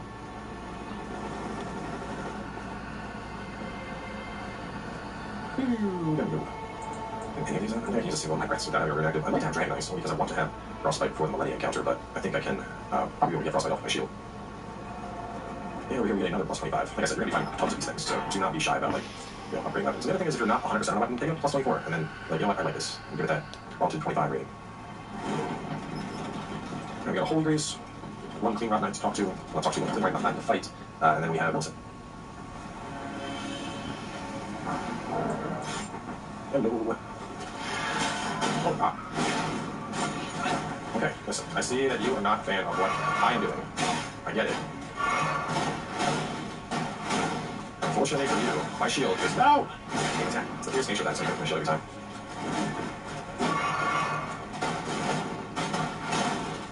I'm also fat rolling, that's not helping. But I should have enough rings to stop that in just a second. So talk to Millicent. Talk to her again. Once you get to that, like the pride she abandoned, that means that you are done with that dialogue. So go on and rest. We are past the roots. Up next we have the real meat and potatoes of this zone. So just to give an idea of how we're going to tackle this, there is a bunch of really neat stuff down below. So we're going to get all that out of the way first. Then we're going to work our way through this area. Then there's like a small outdoor area in the cathedral. And then it's Millennia of the Rock. So stay tuned. We'll have more coming away shortly. What is happening on the back side of things off in the prayer room? It's just as funny as I imagined it. It's just going to get us a incantation. So I guess we're not doing faith, you don't need it, but it's triple radiance of light.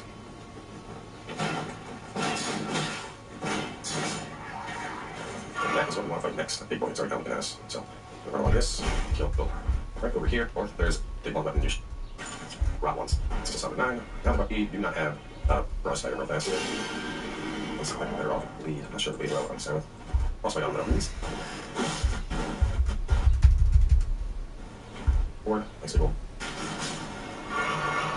Alright.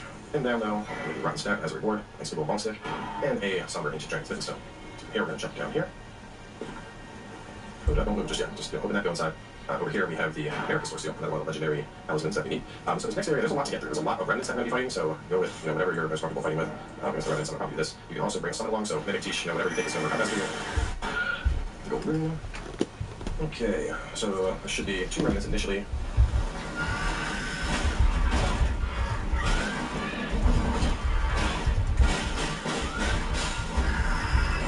Put that one down. So go ahead. This little room should have loot, and another remnant's going to spawn pretty much as soon as we get inside of it. I'm actually really liking line strikes with that. Go ahead a little bit more. So this thing's not here yet. There's another little side path that we're going to come back to. There's a little zombie that we go inside. So right in there. Go there for now. We're going to get back to that in a second. Here we take this guy on. Actually, might be better off. I don't know if they have a specific weakness. This is one of the rot ones. The big thing here, of course, is we do not have this knife. Prayer room, equal out tree. So we have quite a few things that we're going to be tackling this episode. They're really strong, and this is really going to be like our test of whether or not we're ready for the out tree. That is just as funny as I imagined it would be. Just launch strikes. It's like a really basic action war we get early on. Go ahead and pop this open.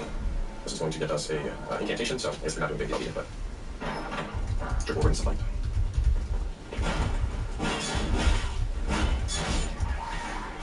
That is what we want to fight next. Big boy, sorry, down the gas. So we run on this, kill this knight, this knight.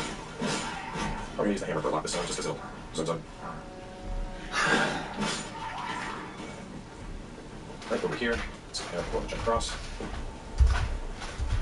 Jump over. After this one, there's a Crystalline Guardians goodies up here we're gonna take out. Then we're gonna work our way around that big boy. Obviously, with a one weapon, you should absolutely smash through this thing. This is number 9. Now the question is whether or not we can take this guy on. That's might be better off. I don't know if they have a specific weakness. This is one of the rock ones. The big thing here, of course, is we do not have, there's no summon. So this is just you versus the big boy. We try and frostbite real fast here. Looks like we're better off lead. I'm not sure if the big boy will sound. Off my thing. I can frostbite all of them. At least lose them up for the attacks. There we go.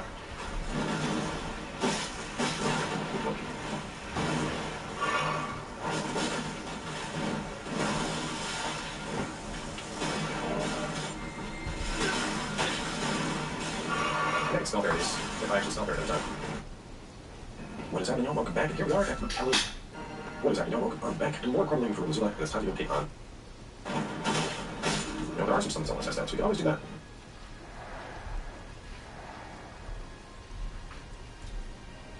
What is happening, y'all? Welcome on back. Starting from Dragon Temple Lift, it's time to head on out. So we're going to be running out this mission. What is happening, y'all? Delwy here, and welcome to my walkthrough for Elden Ring. Now, if you've seen one of my other Souls-like walkthroughs, you know that I typically try to go for 100%, covering all the enemies, side quests, items, all of those things. Because of the open world nature of this is more going to be a platinum walkthrough. We're still going to aim to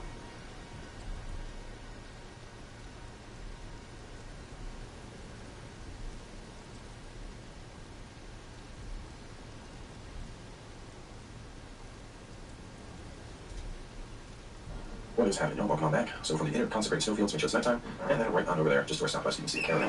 Now, before we engage it, you can see these two things right here, right? And we're going to go over here for a duelist. That goes down there. We'll get that bit. Right? Get that duelist. After that, we're going to work our... Boom!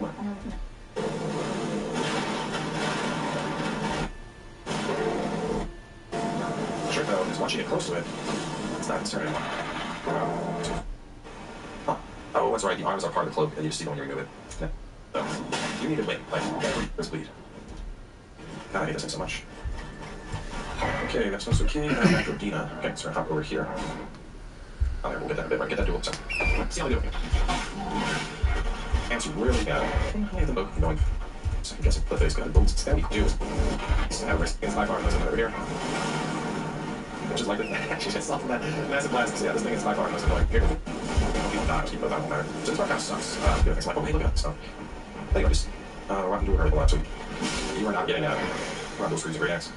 They do have arms. I don't believe you can get that out here. So we got the cape. Let's see, are there any arms from them? Any of them that I kill? 1, 2. Let's see. So we just got the greaves. They're all, yes, we got the greaves. We got the cloak going into the castle. I got it. Never mind. You got that marker? Never mind. We're not missing something. I'm just second guessing myself. Anyway, I think I didn't steal enough.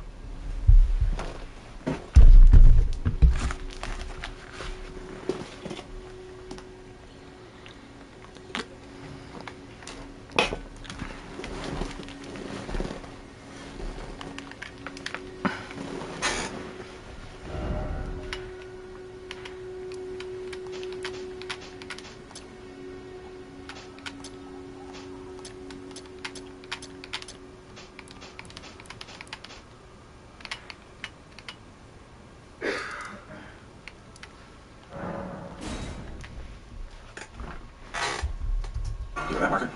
I'm gonna head out over there. So this is a big ass cliff facing me. Run on down. There's another golden seed over there. I mean, the seed. We have them. There's no point. I don't know. I feel so weird complaining about that. It's like, oh hey, look at this. Boom.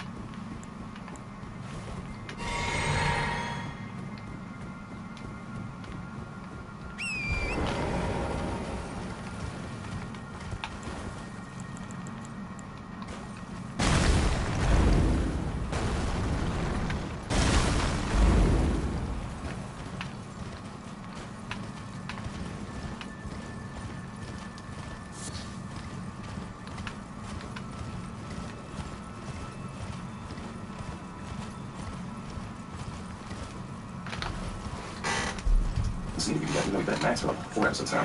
I really wish you could do something with them, you know? Like, if you get 10 extra, you get 15 flats, that'd be cool. Keep up, that won't matter. So this part kind of sucks. As I can now do is just, you know, haul ass again, until we don't die. I haven't actually found like a good way to approach this thing. Sure though, is once you get close to it, it's not concerning. So before we kill that guard, I'll run to the church real fast, just because the church has a grace in that way. If we do die, we at least have resting prince over here. Which is likely to actually just off in that massive blast. See how this thing is by far the most annoying on the towers. Right under here, we're pretty safe, so. Obviously, step down in the middle.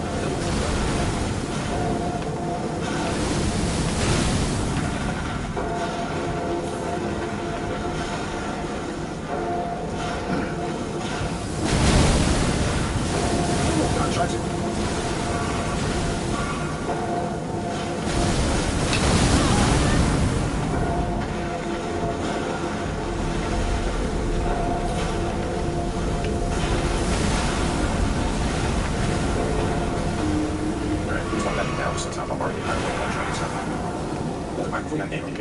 Now's a great time to build all that stuff. So head on over here. Pick up some air shield. You should have props of antenna. Now, if you don't have that props of antenna, it means you're all the way back over here at some bullshit. See, I don't know if you still came this way. You found a walkthrough though. She's gonna show up. You're gonna get her for something.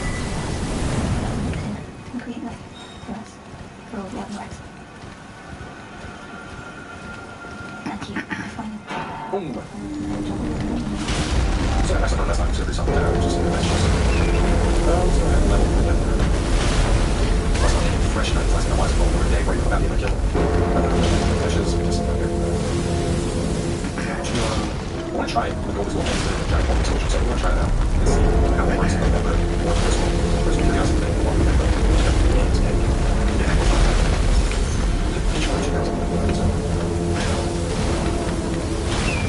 Okay, so head on over. Not such a bitch. It's like it's just to like go here. I think you can something like this because they have 20 of them. This way. Oh. Give me the bar right there. That's all I got. 13.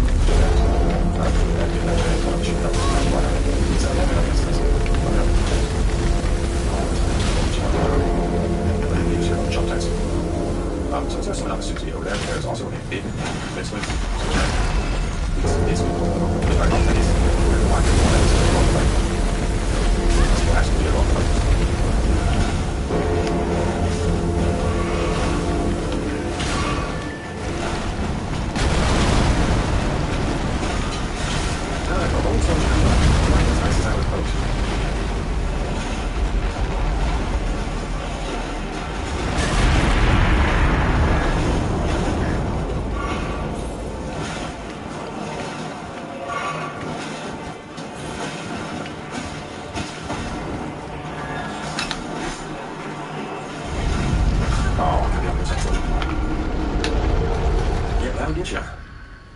But the grace we're at is honestly the best grace to continue fighting this thing from. Totally off. That's too nightfall.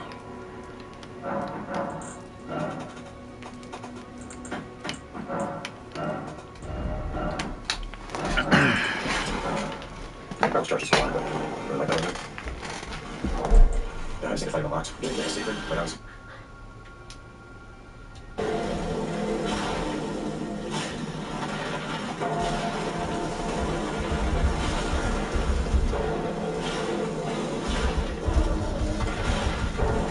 I'm trying to.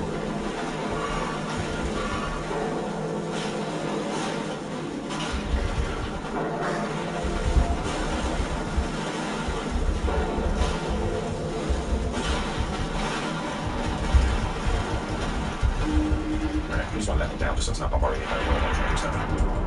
That's a minor free on the game. Now's a great time to go do all that stuff. You know, grab them all. So head on over here. Pick up a air shield. Then you should have a prompt to summon Latenna. Now, if you don't have that prompt to summon Latenna, it means that you didn't pick her up all the way back over here at Slumber Will Shack. Honestly, I don't know if you still came to this point. You didn't follow the walkthrough, though. She's gonna show up, and you're gonna get free.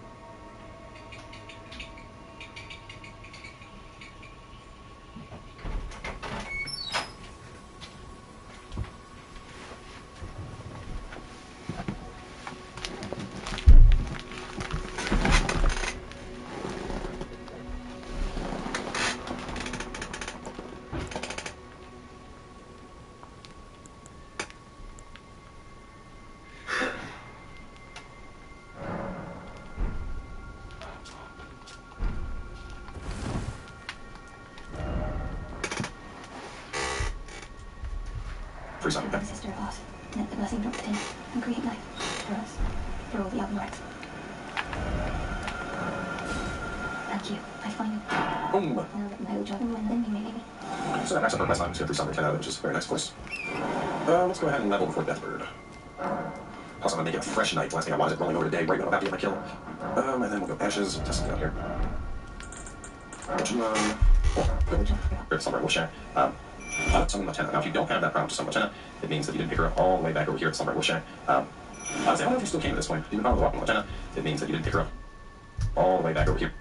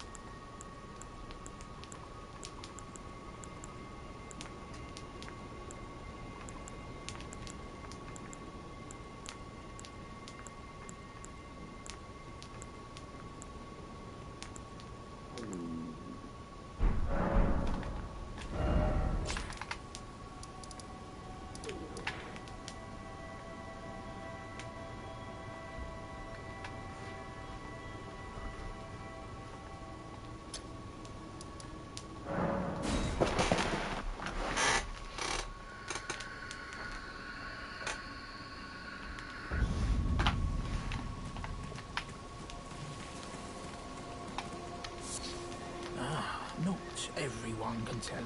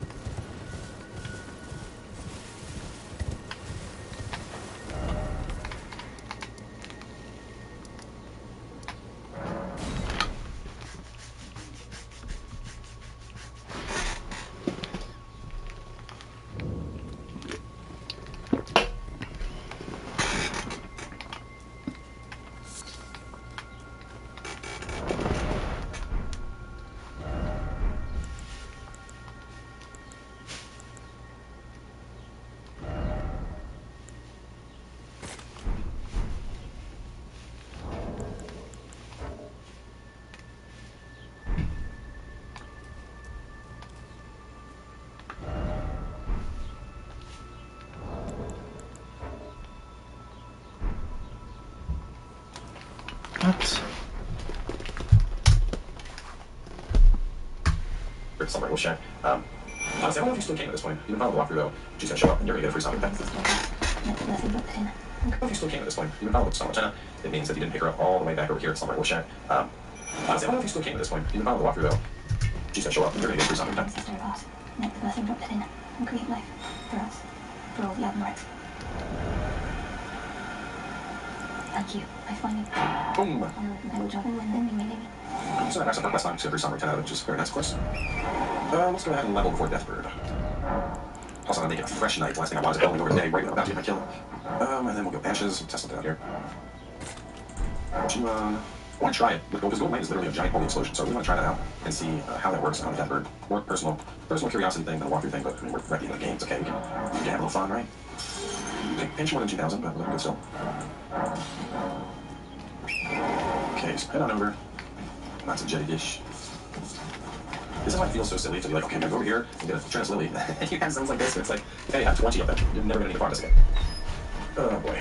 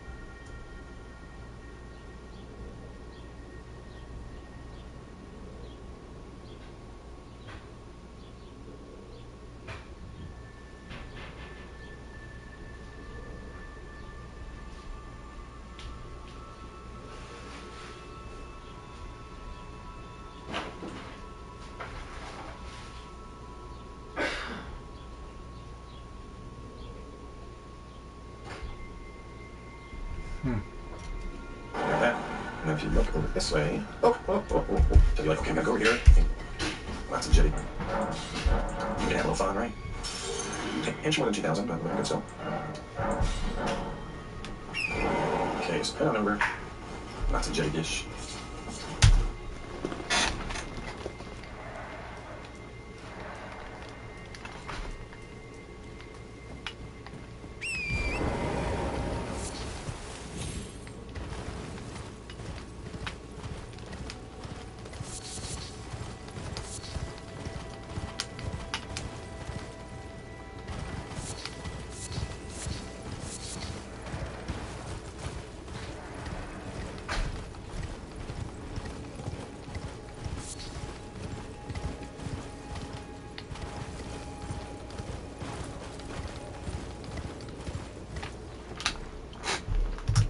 This is why it feels so silly to be like, okay, I'm gonna go over here and get a Trans Lily. And you have sounds like this, where it's like, hey, I have 20 of them. You're never gonna need to farm this again. Oh boy. Grab that. And then if you look over this way, didn't mean to fall right there, but that's all worked out. Over 13, that, do that to get away. I don't know if it should help with a magic block on it. 87, yeah, it might help against this. Find out. Don't get you on. Go ahead and use here from the jump attacks. So it's gonna summon up as soon as we get over there, but there's also a big switch. So we're gonna. You can see the big squid. Oh, no, too late. Alright, well, in that case, we're gonna go wide here. We don't want that big squid getting involved in the fight. Let's see, we'll absolutely get involved in the fight.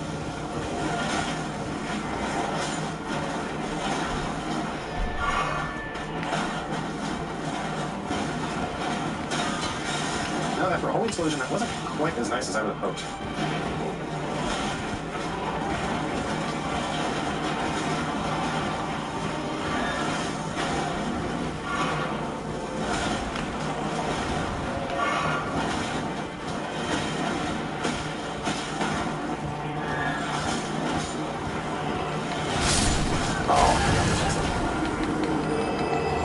That'll get you.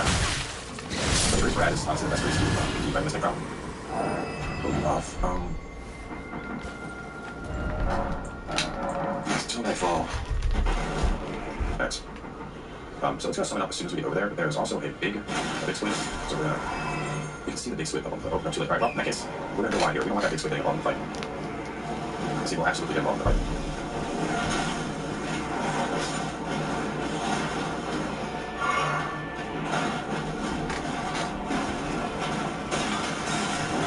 rolling solution that wasn't quite as nice as I would have hoped.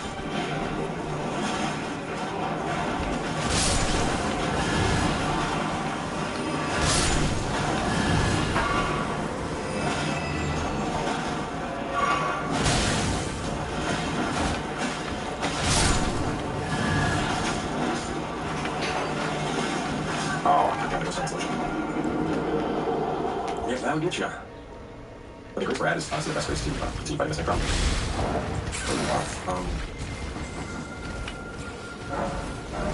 That's to Nightfall.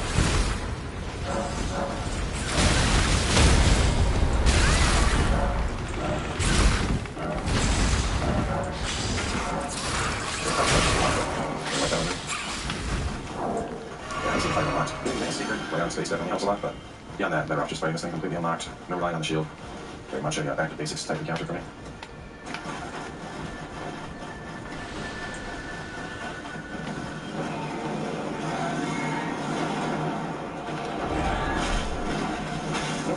Damn, dude. You guys interested? This is the last one. There's a lot that we're hopefully wrapping up in this episode. I mean, that was the last Night's Galleries. They're completely done now. You don't have to worry about them anymore. This.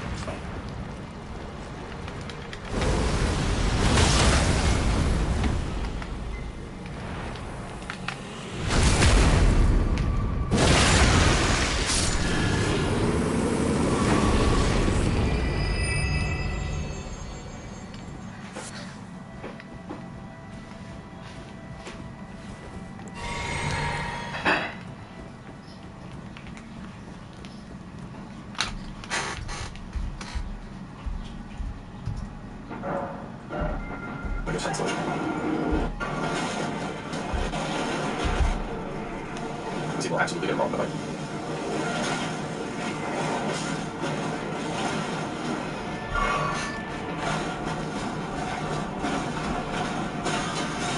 Now after a whole explosion that wasn't quite as nice as I would have hoped.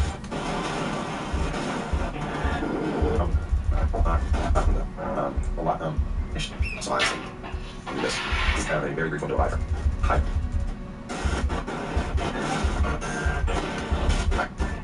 See a hostage there. This is not fun. There we go. Explosive ghost line acquired though. Get back to the hostage there, like let's spend those rooms. God, that thing took forever.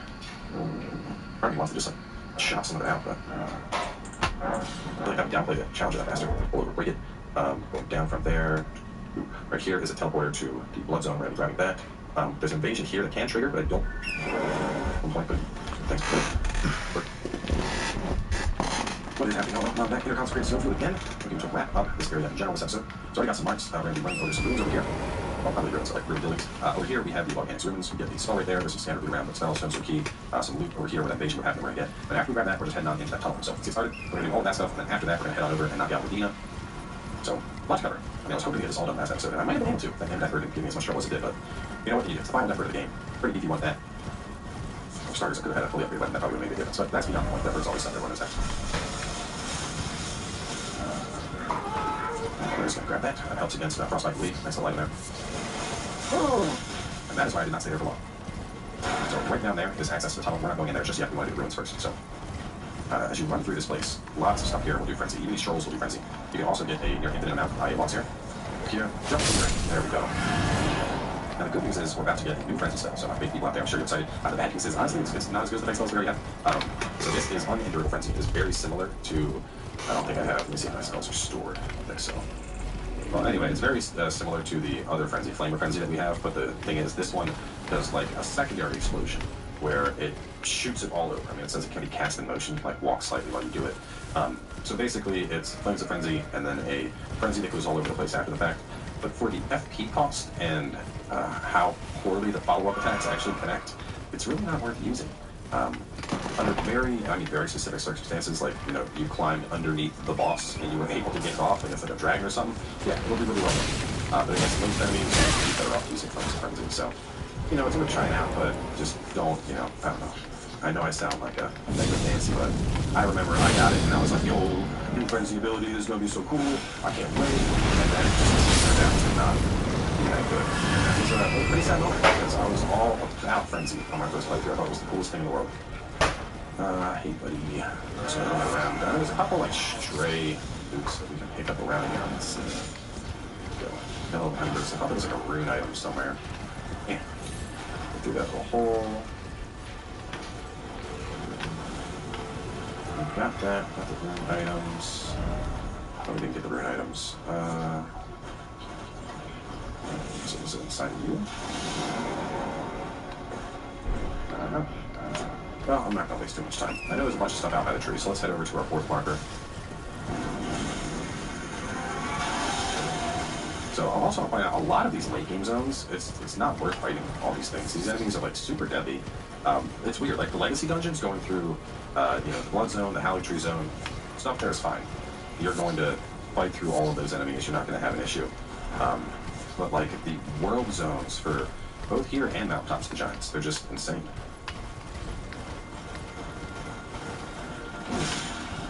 Those are the blood dogs, so just be careful. That's nuts. I mean, we're seeing, you know, those guys will, if you get caught by one of them, you're getting frenzied almost instantaneously, and then after that, you're probably going to get hit with a follow-up attack and you're dead.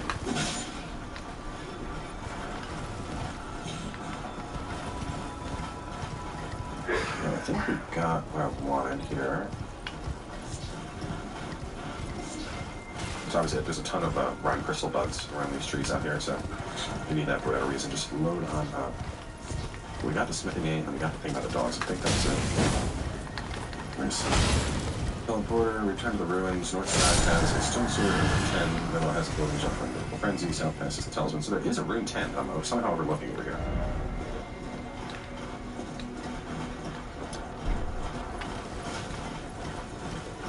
Or, you know what, it might have been that one of these guys ended up getting caught in the crossfire and died and dropped a rune 10.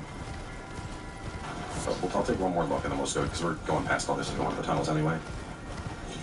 I thought it was like right here. I'm not seeing a rune 10 anywhere just laying around.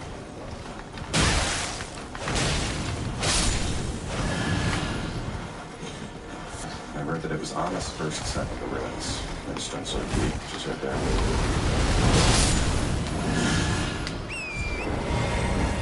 Well, to be honest, I'm not terribly concerned with the rune 10 anyway. We have more runes than we know what to do with at this point. We're almost 150 and we still have 3 legacy dungeons left. And the final bosses and the absolute shitload of runes they're going to drop.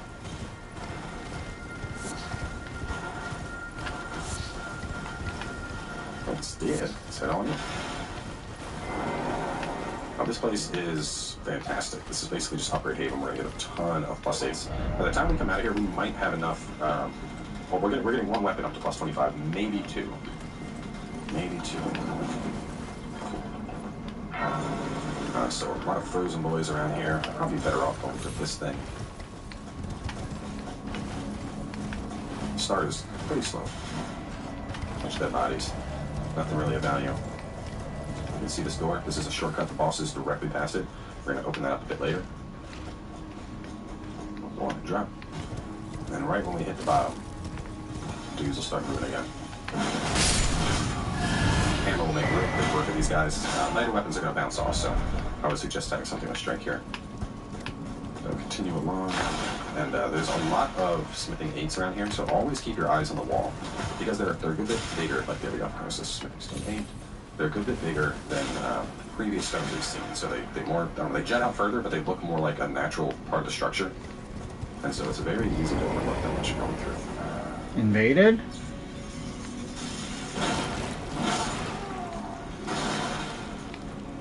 Why did it dismount me?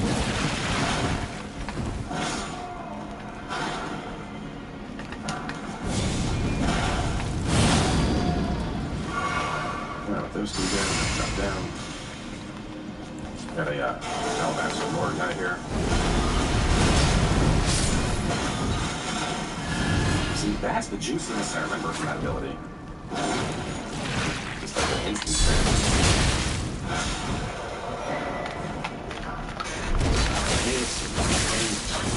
Master Lord Sword. I think this is a 29. God damn it. Running along these walls, just mashing triangle.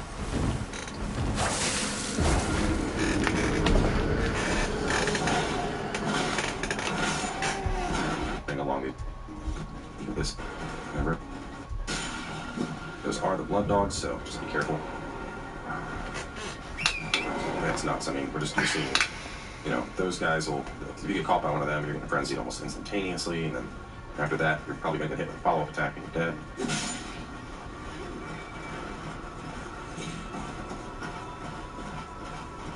Okay, I think we got what I wanted here.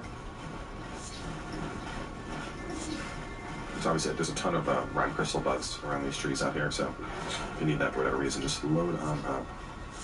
We got the smithing gate, and we got the thing about the dogs. I think that was it. Let me see. Teleporter, return to the ruins. North side has a stone sword and a room 10. Middle has a billion jump for Individual Frenzy. South has a Teledin. So there is a room 10, but I'm somehow overlooking over here.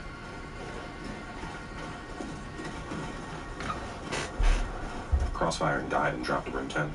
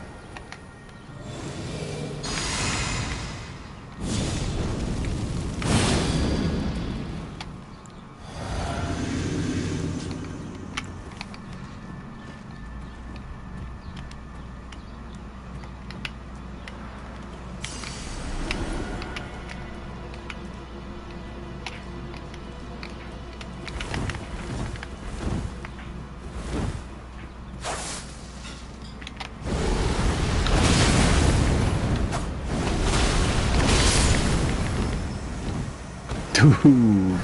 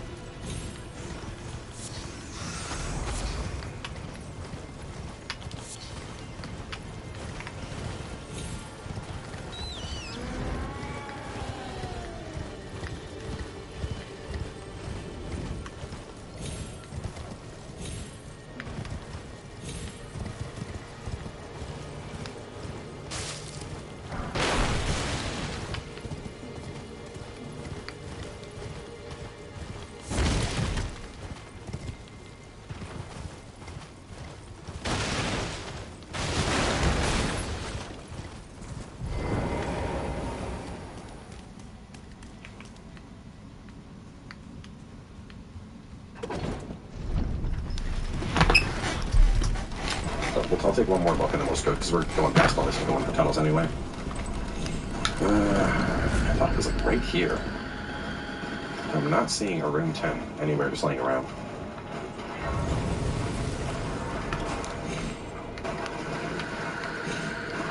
I read that it was on this first set of the ruins. You have a stone sword key, which is right there.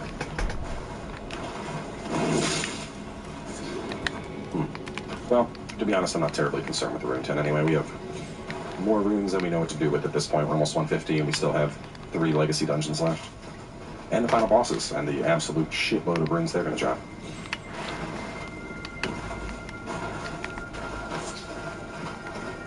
Let's do it. Let's head on in. Now, this place is fantastic. This is basically just Upgrade Haven. We're going to get a ton of +8s. By the time we come out of here, we might have enough. Well, we're getting one weapon up to +25, maybe 2. Maybe 2. So a lot of frozen boys around here. I'll be better off going for this thing.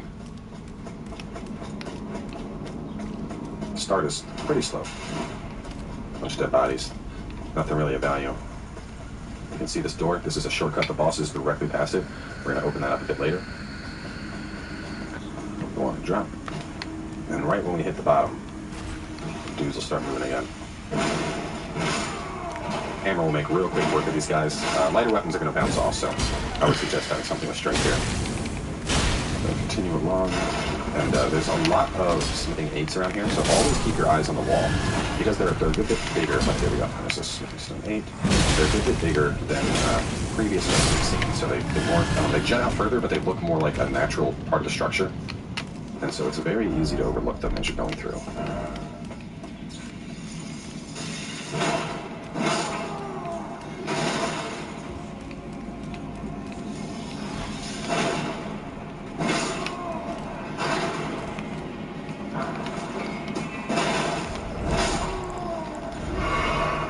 Those 3 dead, we're going to drop down. Got a Alabaster Lord guy here.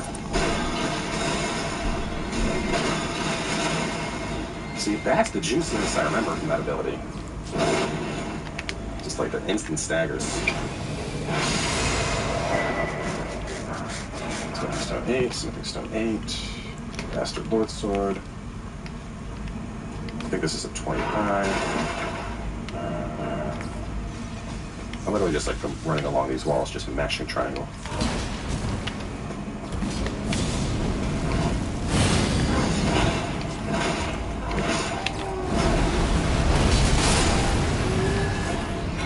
Ring arc.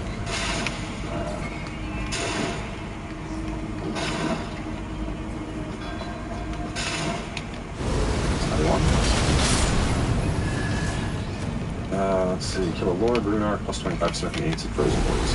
We've got them all. Let's see any more jutting out.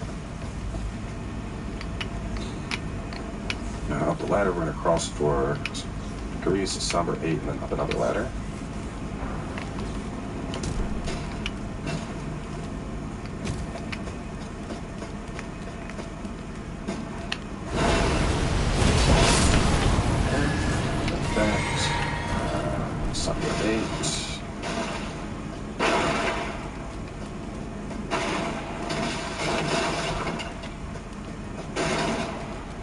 Okay, this one again.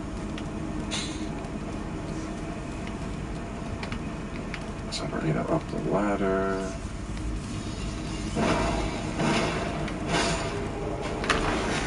We have enough. I think this is. No, those 3 dead.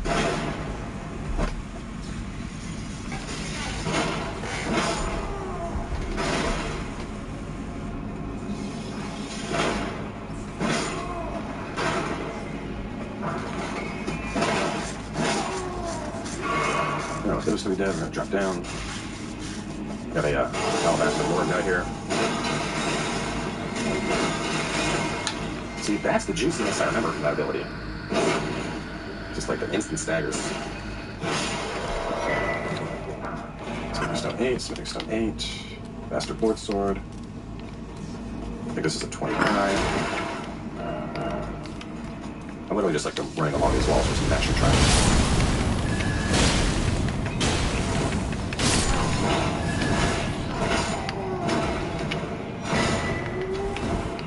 Rune arc.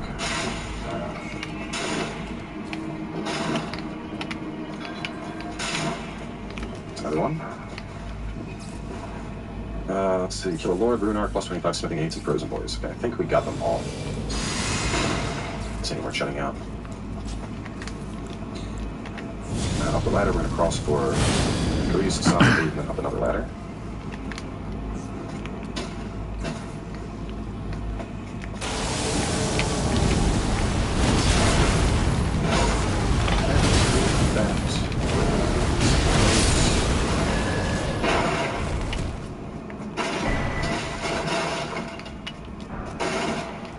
Okay, this. Well, yeah. So we're gonna up the ladder. We have another Lord thing. Those Lord guys that just murdered. Another one of those coming up. Should not be hard though. Good, okay.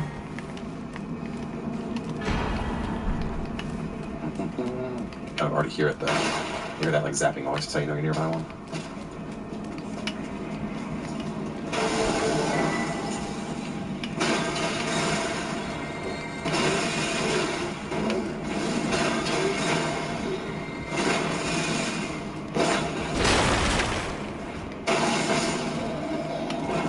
Big whack. Go with another something aid. Let's see. Kill a Lord, Rune arc, plus 25 smithing aids, and frozen boys. Okay, I think we got them all. Let's see, we're shutting out. Up the ladder, we're going to cross for Grease, Somber 8, and then up another ladder.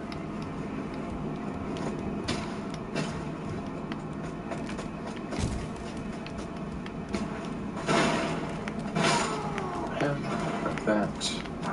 Somber 8.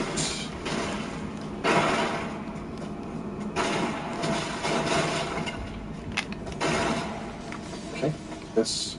Well, yeah. The ladder. We have another Lord thing. Four guys that just murdered. Another one of those went up. Should not be hard though. Good, okay.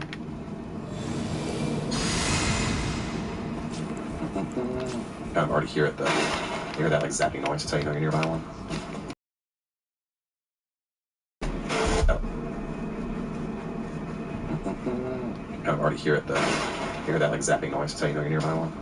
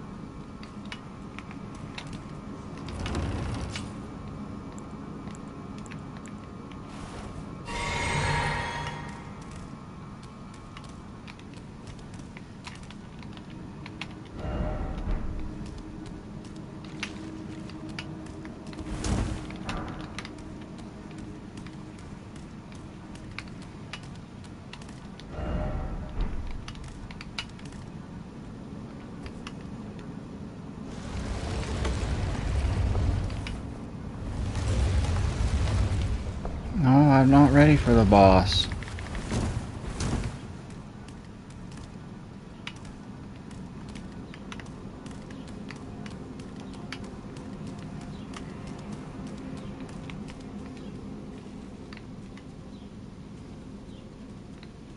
Oh.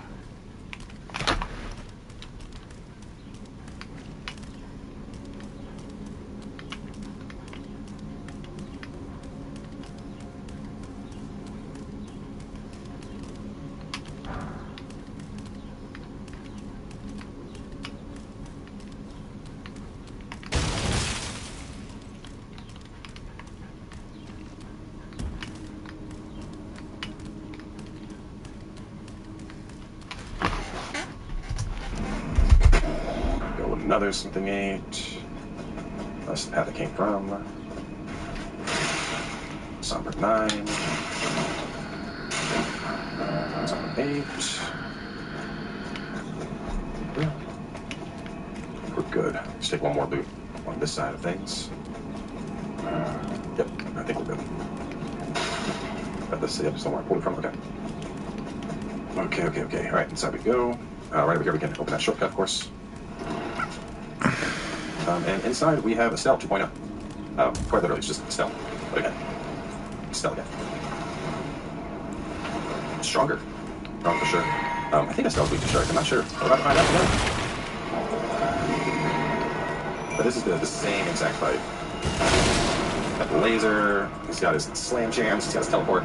All the same bullshit that you dealt with before. He has again. Except this version hits harder.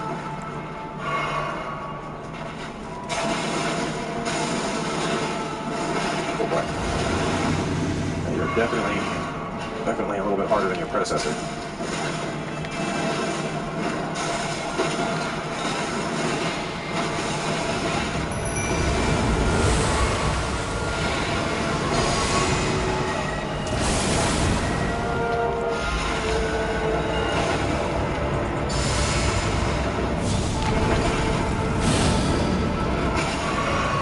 Yeah, it's not looking too good for me, to be honest.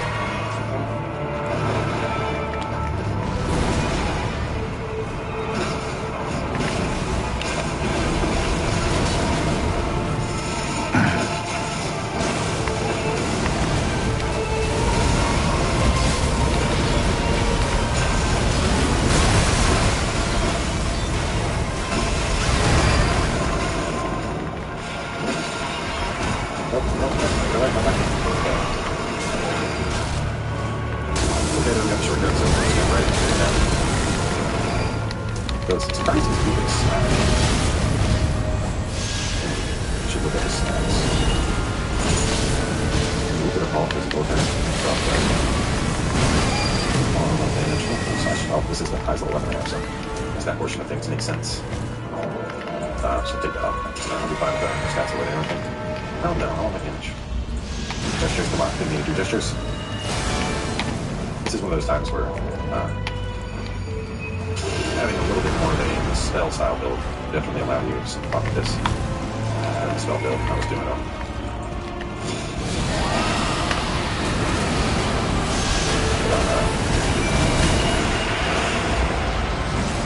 The walking crap I use the Razor Stone. It's a think weapon, but it's a really strong weapon. And it has an incredible amount of stagger, so just out of curiosity, I mostly walking with that. But we were able to stagger it insane number of times. Just stagger. I do feel like I'm getting really lucky dodges this time around. It's a little weird.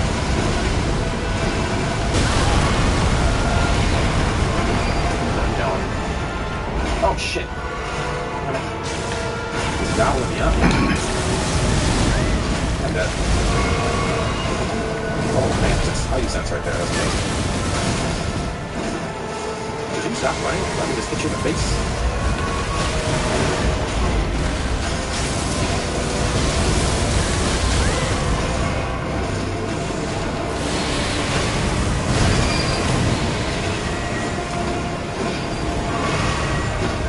Nope.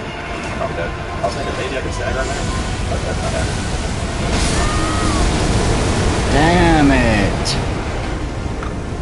Keep in mind, all of these bosses bosses. These are, you know... Oh, I fucking got him! This guy is basically just here to mess your shit up. But mages, you should definitely kill this. You get access to an upgraded version of Meteorite. Super useful, obviously. You'll be able to do a ton of damage with it. It's best used in conjunction with the... How I mentioned that we have access to, you know, either we use Comet Azure or we use the Meteorite, things like that. So, you know, against a guy like this, you could basically, against a bigger enemy, you're going to obviously use your, wow, okay, just really shit. Oh, man. I'm sure it's not helping. I'm trying to power through this right now. I should probably just go to bed. But, you know, we've been cruising along on this series. We're on the home stretch. It's like, despite being sick, I'm like, I want it done. I want to, you know, bring it home. So I could probably like take a week off and then pick up at the very end when I'm not sick anymore, but I'm gonna do that.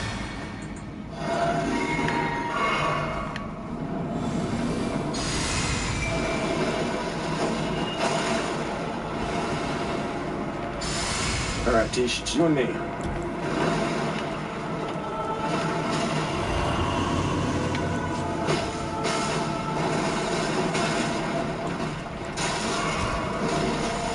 You know what? While he's looking at Tish, let me just go get his legs. I'll just hit the legs. They're really hot. The head's obviously weaker, but going for the head, you get hit by bullshit constantly, or grab, or any other number of things.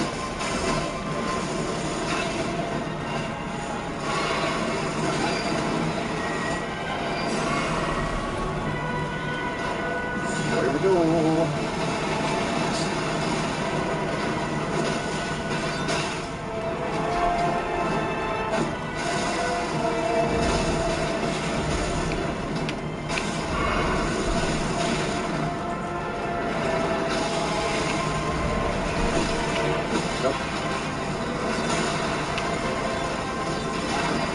I think we actually win this time, Tish, though.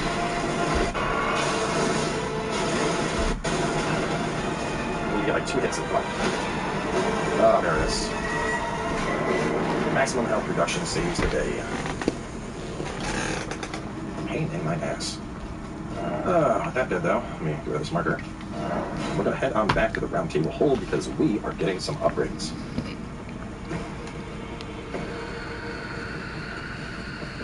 So let's see, inventory, we have 12, so it's enough to... I got a couple upgrades in each of them, I think. Let's see. Do not have... there they are. It's a year 22. Oh, what do I want? I do like you, and you have a certain flavor of suck to you.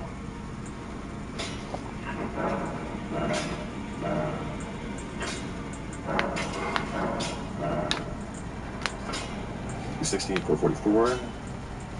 So they're actually very similar. I only have enough to get one for now. It's going to be Missoula, Alec Tree. I think, no, there are some dudes that have shields. Let's go with this. Let's go with that. We'll max that out. Only because I can counterattack faster from behind the shield with that. But now that it's fully maxed out, 733. Not too bad. The Bloodhound's Fang honestly has just like absolutely insane damage on it for whatever reason. So yeah, Meteorite of Stealth, like I said, super good. This is basically just a upgraded version of this. It creates 5 instead of 3. So the idea is you pop your infinite FP, and then you just cast that, and you just literally bombard the entire world until stuff's dead. Pretty straightforward, pretty damn powerful. So we want to, I don't know if I have it on me or not. Where my torch is at? We do Sentry Torch. Make sure you have the Sentry Torch for this next part. We're going to need it. And don't worry too much about picking which one you upgrade.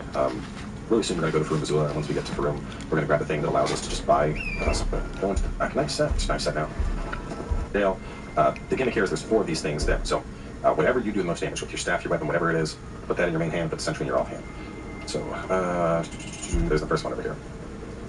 We'll kill this one first and get the very first one. Down the stairs. Which obviously sucks.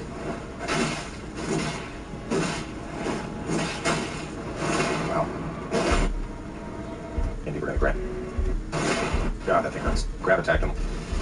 I'll put no skill. Okay. Make out. We're gonna kill that. Around here. Yeah, but turn. That. We're gonna shot at us. Jump up. Even blank range, this thing can lay out some damage, so do not give it time. Once you kill that one, though, kind of put an air pound, but it's just gonna, it was worth it. And now we will travel on over to the Halleck Tree. Now this is probably the hardest legacy dungeon in the game, so we're gonna save this place for almost last. From here, we're gonna go knock out the Magma Palace because we already know we have access to it. We're then done into the consequence.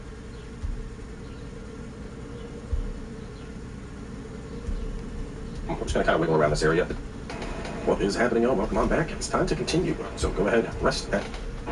What is happening, y'all? Welcome on back. What is happening, y'all? Welcome on back. Starting from Dragon Temple. What is happening, y'all? Welcome on. What is happening, y'all? Welcome back. Here we are at Lucalla's Halleck Tree. Now, of course, we got the Dragon King's Crag Blade. This thing is pretty crazy. 723. That's it's the only one that we have up in the 700s. So really nice.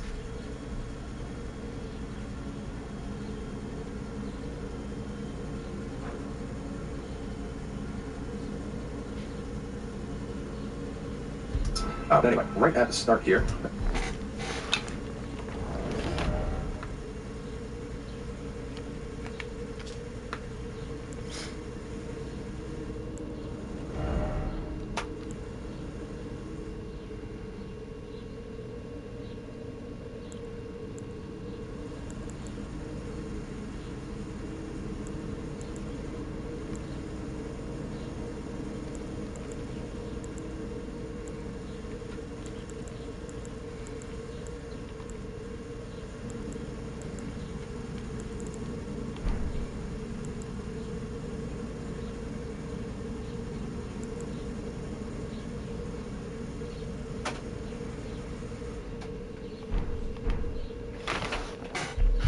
Very first thing we're going to do is just kind of run on up this branch, and be careful here. You can get blasted off by these dudes with the horns. There we go, Stone Sword Key. Yeah, back up. So this area is going to be probably the trickiest part of this zone, just because lots of roots, lots of potential to fall off. But anyway, we're going to go up and kill a couple of these horn dudes, get a sack bud. I was going to get room 10 by a big guy, so just kind of follow the route I take. A lot of these guys you can see, until they really start paying attention to you, you can just kind of, they're not going to all start attacking you at once, so. But those bubbles they do will hurt. Come here, don't run away. This thing's working pretty well. After this, we can either kill these ones or run past them. We need to get over to the big one that's over there. Just gonna walk past. As long as they're not looking at us, I'm not worried about them. Now, these big ones, you can actually farm them to get the horn they have. That's the long envoy horn. There's three. There's the envoy horn, there's the long envoy horn, and then there's the envoy great horn. In particular, the long horn's the best. The long horn has this crazy ability where it's like a whole shower of bubbles, and those bubbles will melt bigger bosses like dragons. So I try to be careful with those ones because I want to get their stuff. The other ones, we'll get them, kill them. But anyway, we got the rune ahead, so we're going to go ahead, drop, and then up past the ants. Okay, so we're going to do all the ants first.